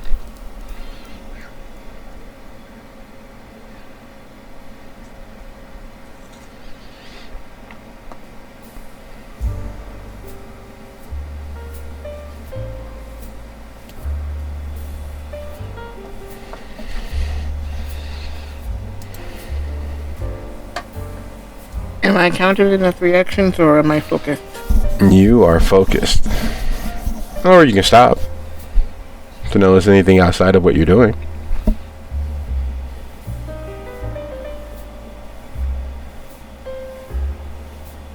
No, she's gonna trust her friends to have her back. Braver words have never been spoken. Harmony will take in what's going on after being alerted to it and just say quietly trouble so that Aurora is aware.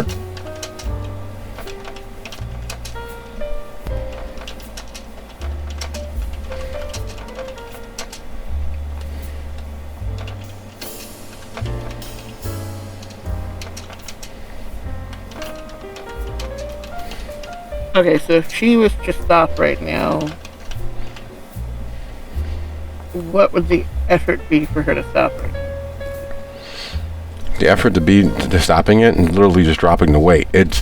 She's basically cleaning and jerking her maximum limit, her highest recorded weight lifted up over her head. Now she needs to hold it there to get the proper score, or she can just let it drop.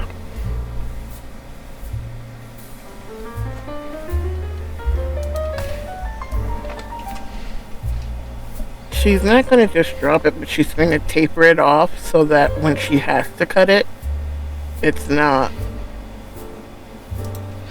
such a shock, and then whatever she was attempting to do isn't completely blown out of the water, because a flying McDonald's sign is probably not going to be a good thing. Okay, that means you need 4 actions to complete what's ahead of you.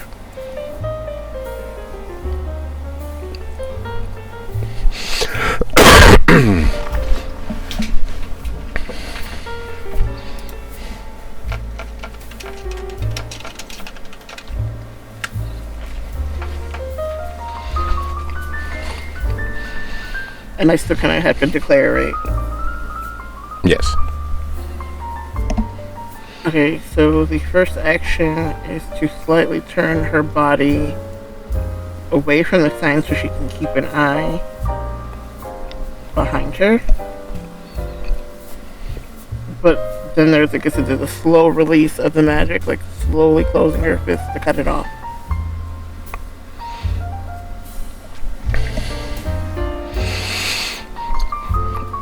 There is several versions and iterations of a show called Kids Say the Darndest Thing. First with Groucho Marx, and several others throughout its history, its resurgence, its return, and what have you. And it's true, young kids will say almost anything. And unless guided, unless educated by their parents or parental figures or teachers, that propensity continues. Though, as they age, they know they are getting away with something. They know that they are bending, if not outright breaking, social mores and accepted paths of communication. So as you all hear, "There those fuckers go right now!" It is clear what is being done. The other older individuals moving aside, moving across the street, ducking into the Dunkin' Donuts a quarter of a block away from where you are. No one raising a hand to stop the clear, purposeful shattering of social mores.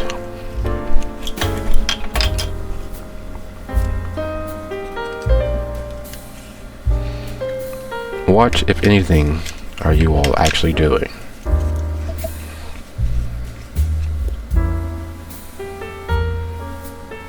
Hazel will just be like, Oh, it's so adorable. They're just like Christmas elves. But it's not Christmas. Who are you calling an elf, lady? Go fuck your grandmother, bitch. I'm sorry, did you refer to us as those fuckers? You're not these fuckers. And like every brave, foolish, idiotic miner who's gotten away with using an ungodly amount of profanity when a simple fuck or shit would do. There's giggling and pointing and closing in of these war elves, these children at play, these disaffected youth who will change the world, embracing their power and seeking to close off any paths of escape. They think they're smart. They think they're with it. They think they're ahead of the game because there's more of them and the tittering, cackling laugh of their peers and oh my god, no, this bitch did. Oh my god, look at this shit here. So let me guess, you all represent the Lollipop Guild and you'd like to give us the key to Munchkinland? What? What is she talking about? Munchkins? That's donuts. That's Dunkin' Donuts and lollipops. Come on, man. What do you think we are? Fucking grammar school kids? Ew, she thinks we're in Head Start. Grandma needs her glasses. I mean, you do all dress like you work in a sweatshop at the North Pole. What are y'all doing to that sign? A few small repairs. Look, they got a job working for McDonald's. Where's your uniform, Malcolms? Apparently they were all taken by some elves.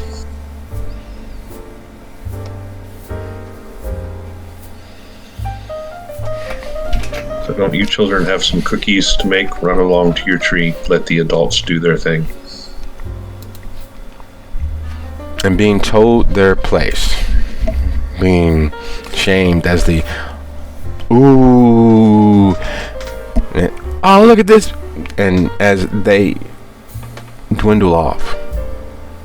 When it's being roughly an action and a half, 2 actions into this moment. A switch is thrown, the key is turned, and the ignition begins. It is clear that the talking is easing down, is ebbing down, and like all kids, being shamed, even incidentally, triggers their fight and flight situation. Few of them are frowning up, balling their fists, and all but puffing out their chests. You've all been in this story before as well. You know what, if not prevented, what the next steps are. It's a dance you know by heart, and it's a story that you can recite without ever opening your mouth. What comes next?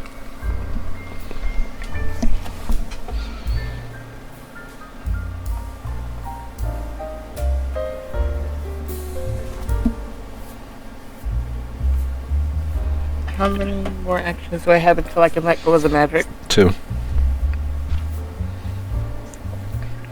Looking back again over her shoulder to the other. You know, just pick the leader and beat their ass, and then the rest should scatter. Well, unless their memories are short, they should remember that it's about to get very cold. I think it was ravens that they were terrified of. Their keeper does fancy himself as Odin.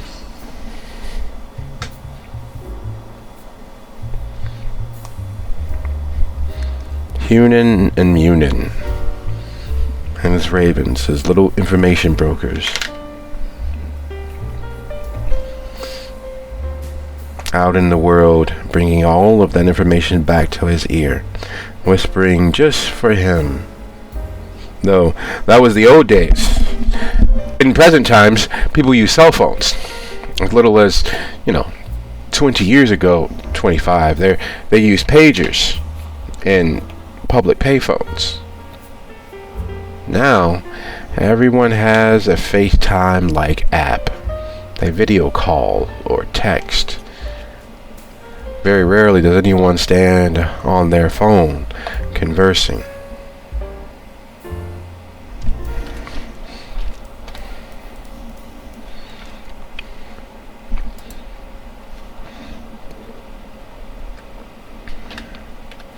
So with the actions being to talk, to hint, and insinuate, would you two, who's rolling for you three?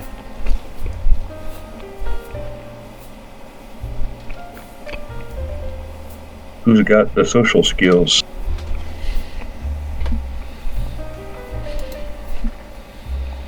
Florida. Aurora has pretty good social skills. Let's see. What would we need? So Aurora stopping. She's bringing it to a close on the end of the second action. That's it. I can get it. It's Right. fine. I mean, I have 5 for intimidation, but all the dice pools suck, so 5 is pretty good. Oh, that's one more than I do for intimidation.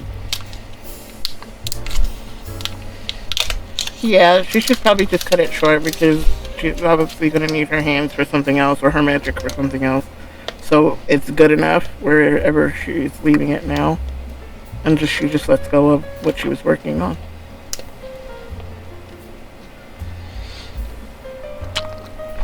And like a baker who has found the absolute perfect bread recipe, a bread so fluffy it floats of its own volition, a bread so heavy, so fluffy you have to weigh it down, and it disappears in your mouth like a puff of air.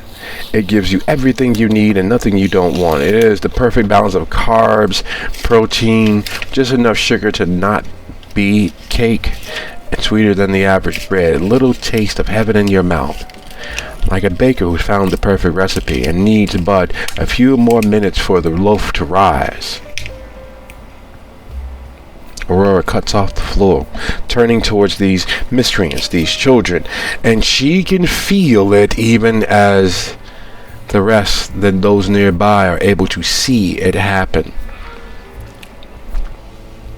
Would you be so kind, initially, to see how aware you are, how it affects you? Would you be so kind as to roll your composure and your word? DC 4.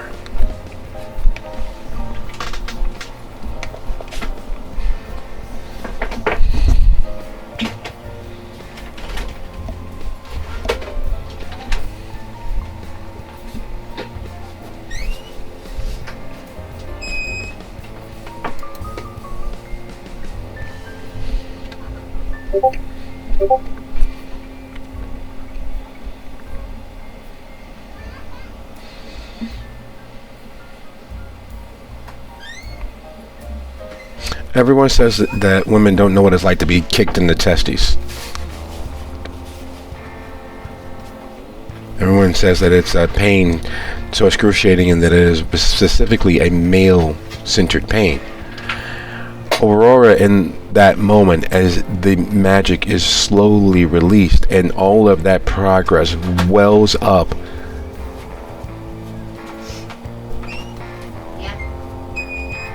and floats away. She feels that pain in the very core of her as the reverting of the effects of time on the sign snap back like a rubber band against her fingers as the incomplete becomes a drifted, wasted portion of action. She feels Arcadia slam its doors in her face in that moment. And while she's escaped, she is still part of it. It is more home for her there than here. It was, after all, where she became who she is, and now it feels as if your mom threw you out. It feels as if your dad stood in your bedroom tossing everything out the window towards you. You're 18 now. Get out!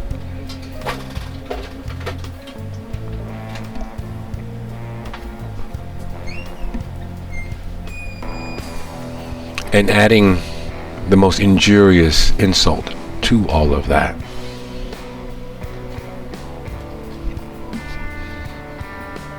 some jackass amongst that crowd of ne'er-do-wells throws a shot, a looping wide right hand, as Harmony, you're rolling your presence plus intimidation. Yep.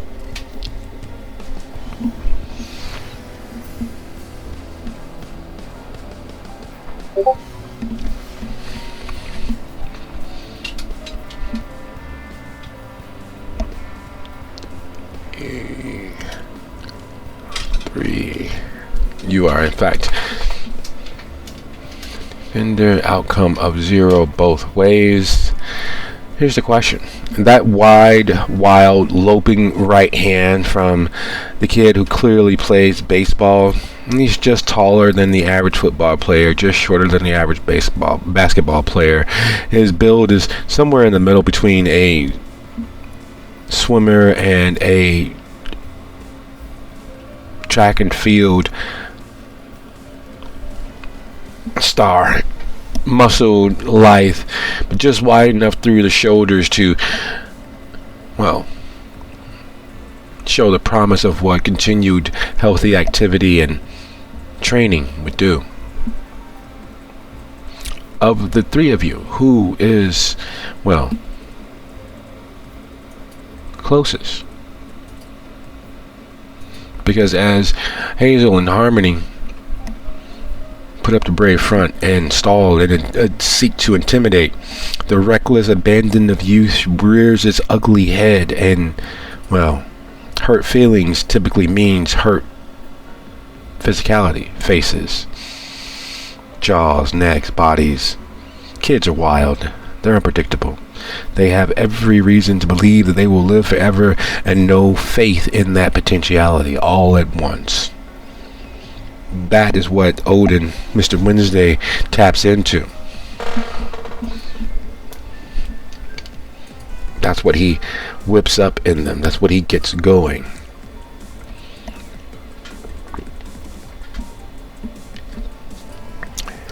He convinces them. Go on. I'd say Harmony would probably be the closest because she's just kind of got that protective nature.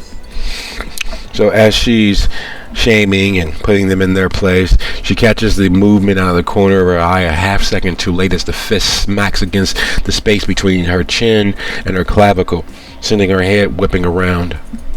It's a solid shot. It's nice. It's decent. If you had more training and aim squarely, catching you on the chin or hitting that sweet spot, causing your head to whip that few degrees necessary to blank you out, to knock you into next week, it would have been a hands down expert shot. But he's wild and affected by his own emotions and not quite as skilled as he thinks he is. Mark down 2 superficial. Have I recovered from last session's beatdown? Yes.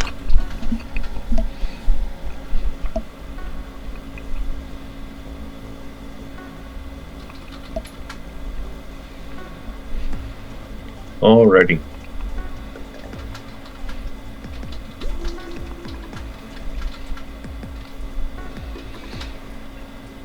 Feeling as you all do, seeing this as it happens, and realizing that, well, yes, you are technically outnumbered. There is only 3 of you against the 7 of them. You all are, in fact, adults. What is it that you all do?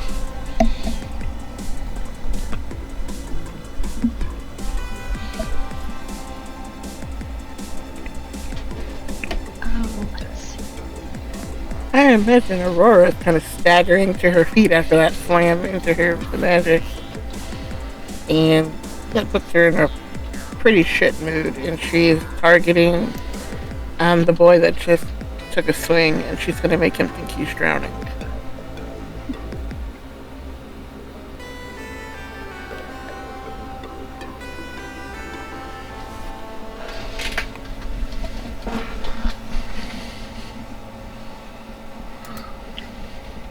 Harmony will wipe her lip with the back of her hand to see if she's bleeding.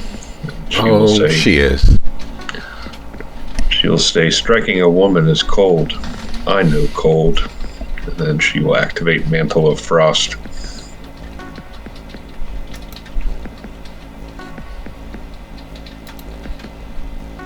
Seeing that the Mantle of Frost is probably going to take care of most of this, Hazel will slink back into the shadows and activate Chrysalis and turn into a raven, because she has some targets.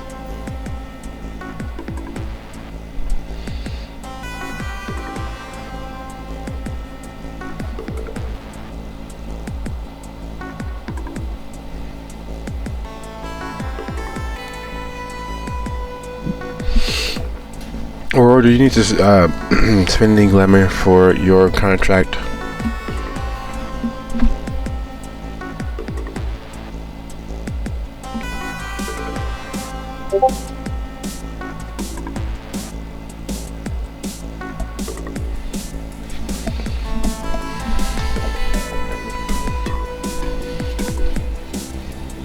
Yeah, it was 1, and then there was a roll that went with it, which is what I just did.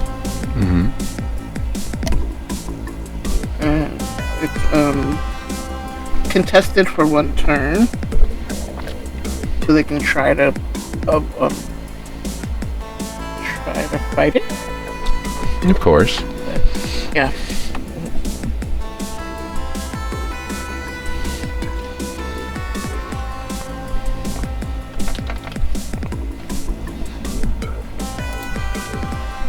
Well, that's the number they have to beat.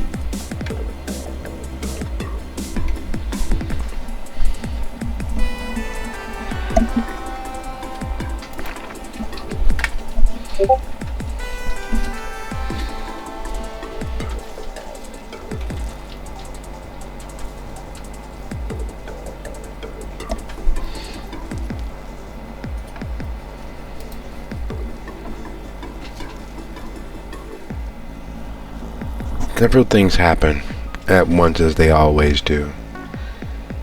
Hazel steps back out of easily reachable, graspable range, as these children do what children do when all of the parents, all of the supervision is no longer around. They give into their fears and frustrations and all of the heady emotions bombarding the insides of them. And while their first thoughts in these chaotic moments is usually something along the lines of why me, or any number of other significant doubts, the secondary response to that fear, that frustration, that unknowing realization that the world is a larger, scarier place than it needs to be, is anger. It's that frustrated tears, that angry reddening of faces that is, well, it is children. And as the cold, the touch of winter, begins spilling off of Harmony, as Aurora angrily glares at the youth who's holding his stomach with his left hand and begins spewing forth lake water onto the sidewalk as snotty, angry tears rain from his face. The others, the uncontrolled others, some take off running. Others spit in your general direction.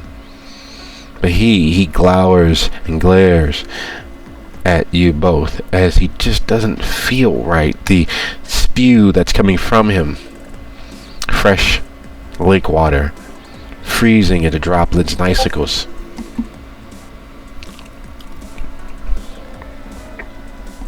There is an enmity there, a knowing, I don't know how you're doing whatever it is that you're doing, but I know you're responsible. I hate you. You're not even my real enemies.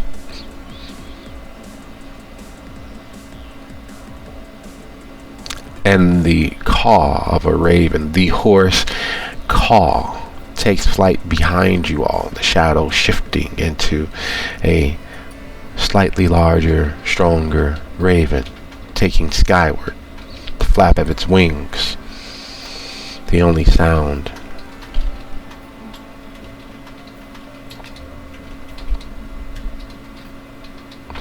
And of the 7 that were there, 3 start running. 4, they start spitting and yelling and not sure what's happening, getting a little freaked out, but they're Chicago. The cold happens. You don't like the weather? Wait 5 minutes.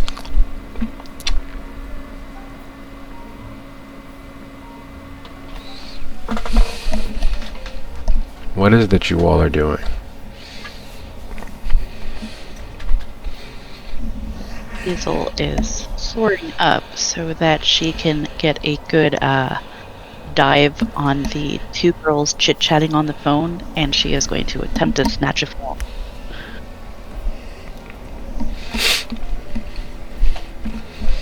Alright, contested strength plus brawl, you are -1. And Aurora, Harmony. Seeing as how that worked pretty good, but then remembering that they're supposed to be sort of low-key, she's looking for her taser.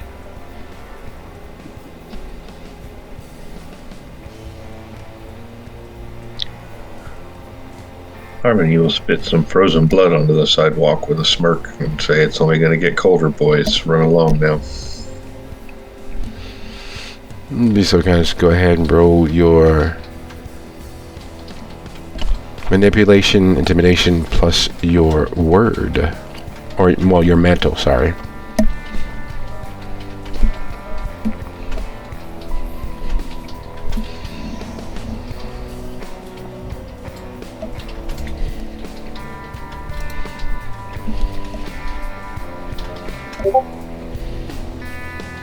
Sweet.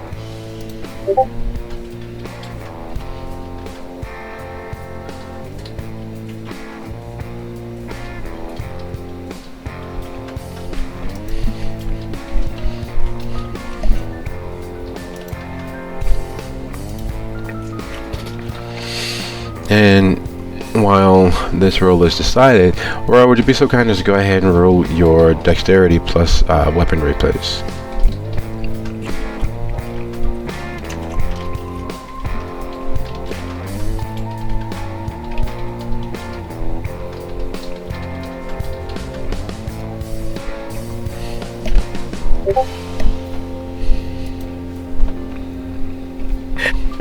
What do you do when you don't have a dot in it at all?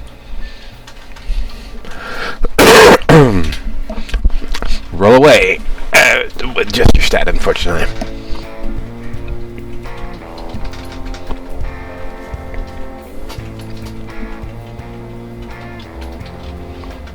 Get as high as you can.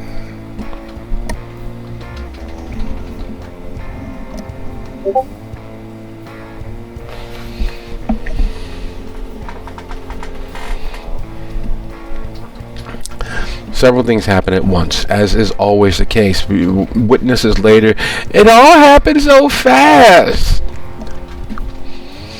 So there were these other gang, and then these gangs from one of the high schools in the area. I saw them wearing a Whitney Young dolphin jacket, and the other one was wearing a Sox cap. They were all about average height, a little taller than usual. Some of them were on the fat side, some of them were really skinny, but you could tell that they were really young. I couldn't see their faces, but I was just guessing based on the hairstyles.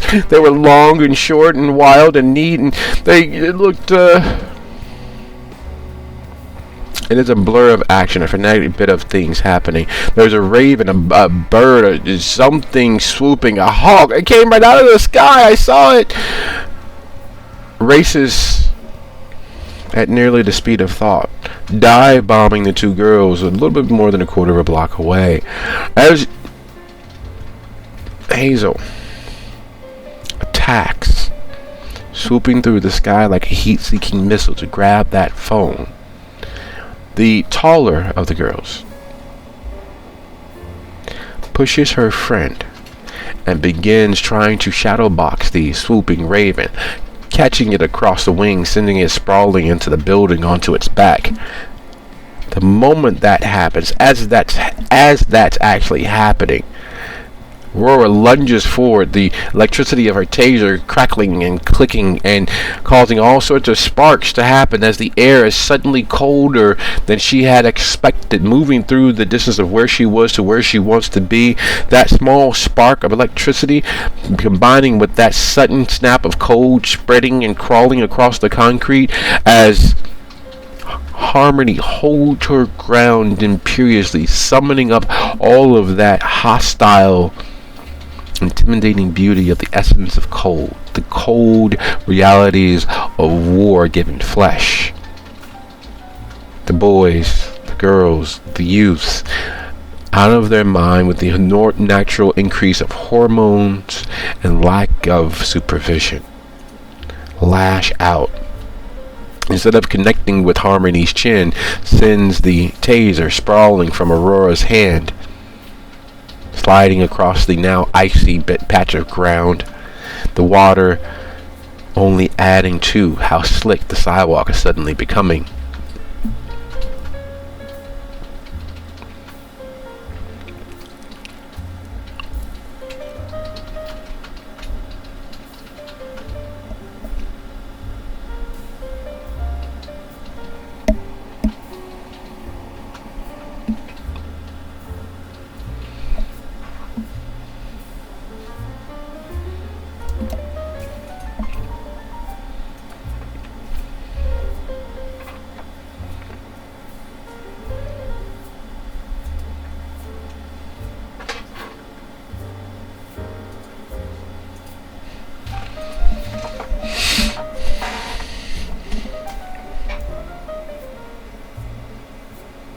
Are they still standing their ground trying to fight? They're attempting to fight. And what they're fighting is their own impotence, their own fear of what tomorrow might bring, their own sense of trust in the idea that they will change the world, only to realize that no matter how much they change the world, it will always be lined against them. No matter how much they fight, there's very little change they can do. So what a neighborhood considers them, thinks of them. That's a neighborhood, that's a block, a few out of several million around the world. So they fight against that futility of their efforts. They fight against their doubts. They fight against the fact that hair is popping out of places where it shouldn't be and leaving places where it should. And they're not tall enough. They're not tan enough or light enough, or their eyes are the wrong color, or they're too dark, they're too bright, the hair is too long, too short, it's the wrong style, is too much of a style, it won't work in their hair. Some parts of them smell funnier than others, and it's all sorts of invisible enemies that you all are acting as the avatar for, that you all are acting as the symbol for. So while they're engaging in frustrated flailing and attempting to be tougher than the problems hounding their every feet, part of them knows the battle is over. Part of them knows that they've already lost. Eventually they're going to have to grow up. Eventually they're going to have to buy in. Eventually.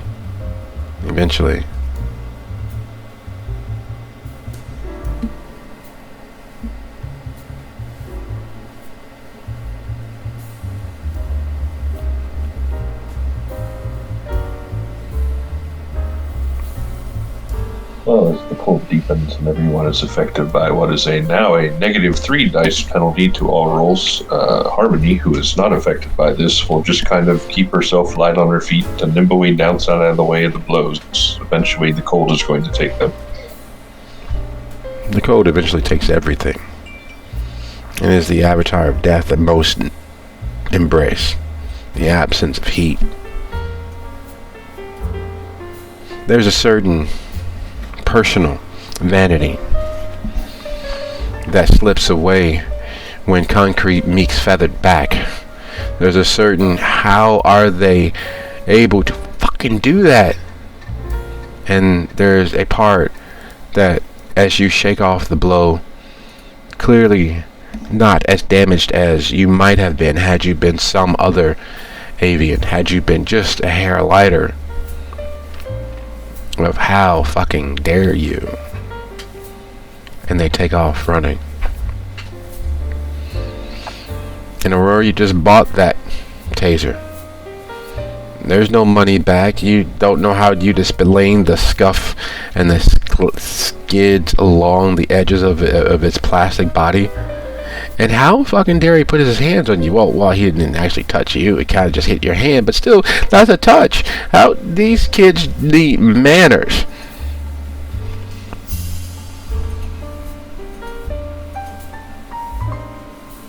They do, but at the same time, if the cops come, what's it gonna look like? A grown-ass woman beating up little kids? Tuesday. Definitely looks like Tuesday. They threw the first punch.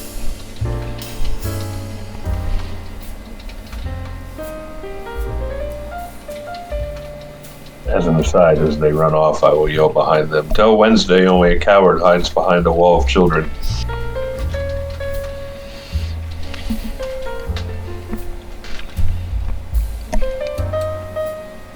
But don't they, though?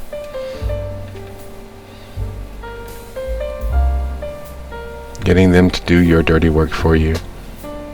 Getting them to put themselves out there to be the subjects of scorn and ridicule.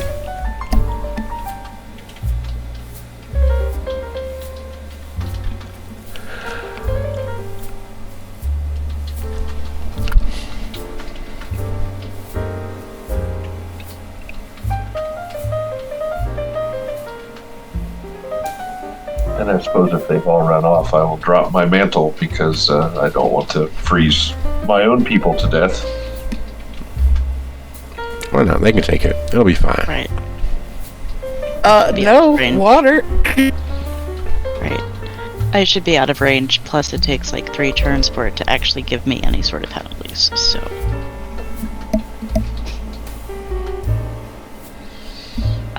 but I will pick myself up, shake my feathers off, and just follow the girls. Where are they going? But wait, there's more! Yay! No. Hyde Park is never actually as large or as expansive as most people think. To be perfectly honest, physically and geographically, in the real world, and not in the world that's bound by oaths and promises and magic, getting out of Hyde Park is actually fairly easy, especially on 53rd. Because once you reach...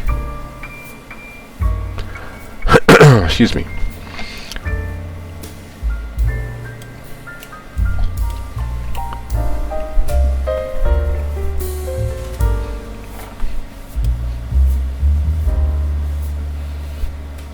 Once you reach Drexel, they're just past the hospital. You're officially out of Hyde Park. You're officially in another realm. You're in another neighborhood. You're away from all of the ideas and hope and faith of what Hyde Park is. Yet, the few blocks from where you all are there at University to Drexel might as well be a lifetime. And in your world, in the world of the changelings. That is not the end of Hyde Park. Hyde Park for you all doesn't end until you reach King Drive on the other side of Washington Park. But they don't go to King Drive. They take Drexel. They make a left, going south. And it's a long way to where their final destination is.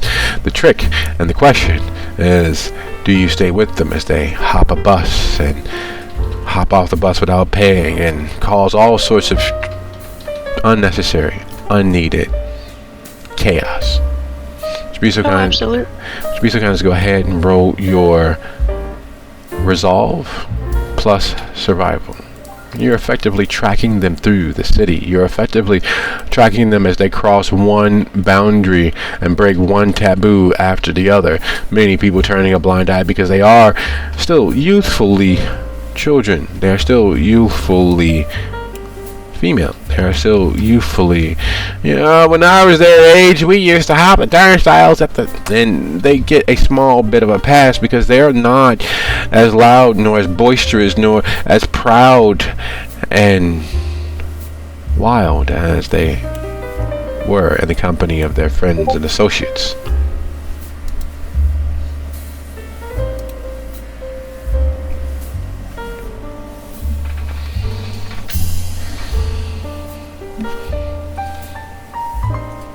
The city is a large place. The city is a city of cities.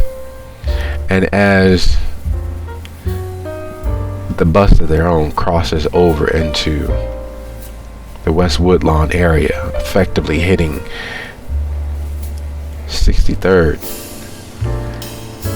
as the Cottage Grove bus makes that right, heading towards the red line as it heads towards the expressway. You realize as you race alongside of it, swooping from the driver's side of the bus up and over, down behind it, and swooping to the passenger side of the bus, occasionally glancing in to make sure that the girls are there. You realize that they are in fact not. And there's a bit of anger and frustration. You moved all the way into the West Woodlawn area. You effectively and officially crossed the boundary into it and realize that somewhere along the way they exited the bus. And you realize, a little late, they were wearing hoodies tied around their waists. So those brightly colored striped shirts, well, were hidden. Just more sweatshirted youths and adults moving to and fro across the city. While on 53rd, there's a few more exchanges, soft punches thrown wild, the cold sapping away their strength, and they take off heading in several different directions. What is it that you all do in regards to, they effectively are playing I got my lick, you can't get yours.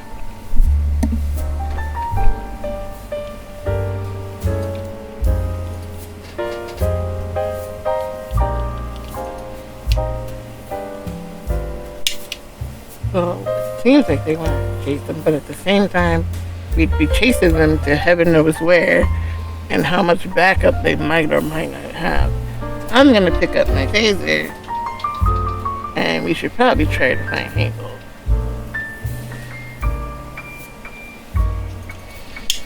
She turned into a bird or something.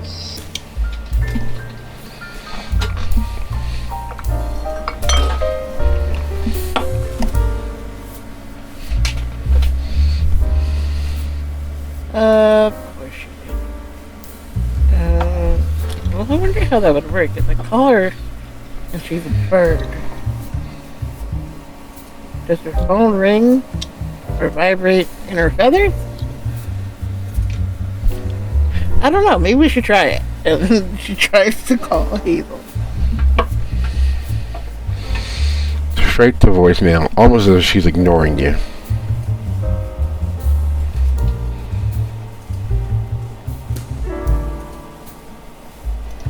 No, it went straight to voicemail.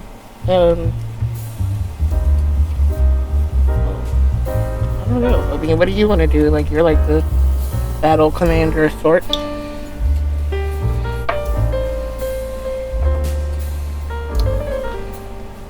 No, I agree. We should find her.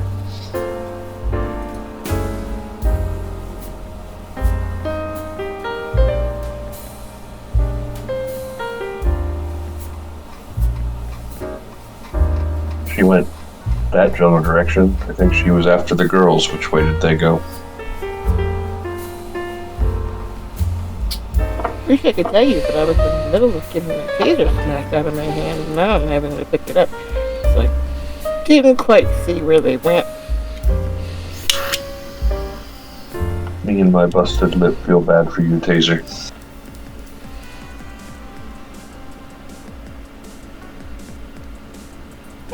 Yeah, but like I said, you look like you've taken a punch before. I'm delicate. Seem to take a lot of them when I'm with you guys.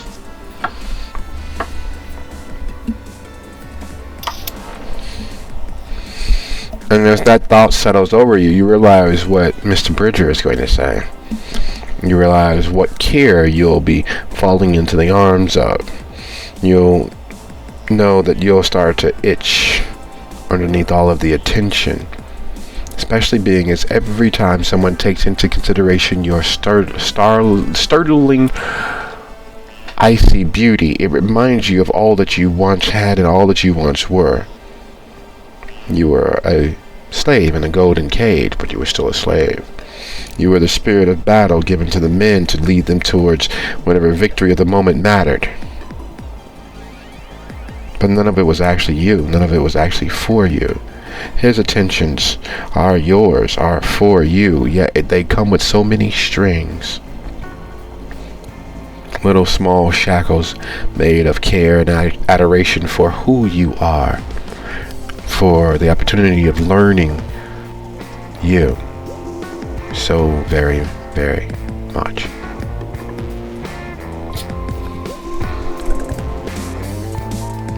And while that thought dances, and while Hazel swoops and soars through the city, following the girls from one location to the next, attempting to stay on their heels,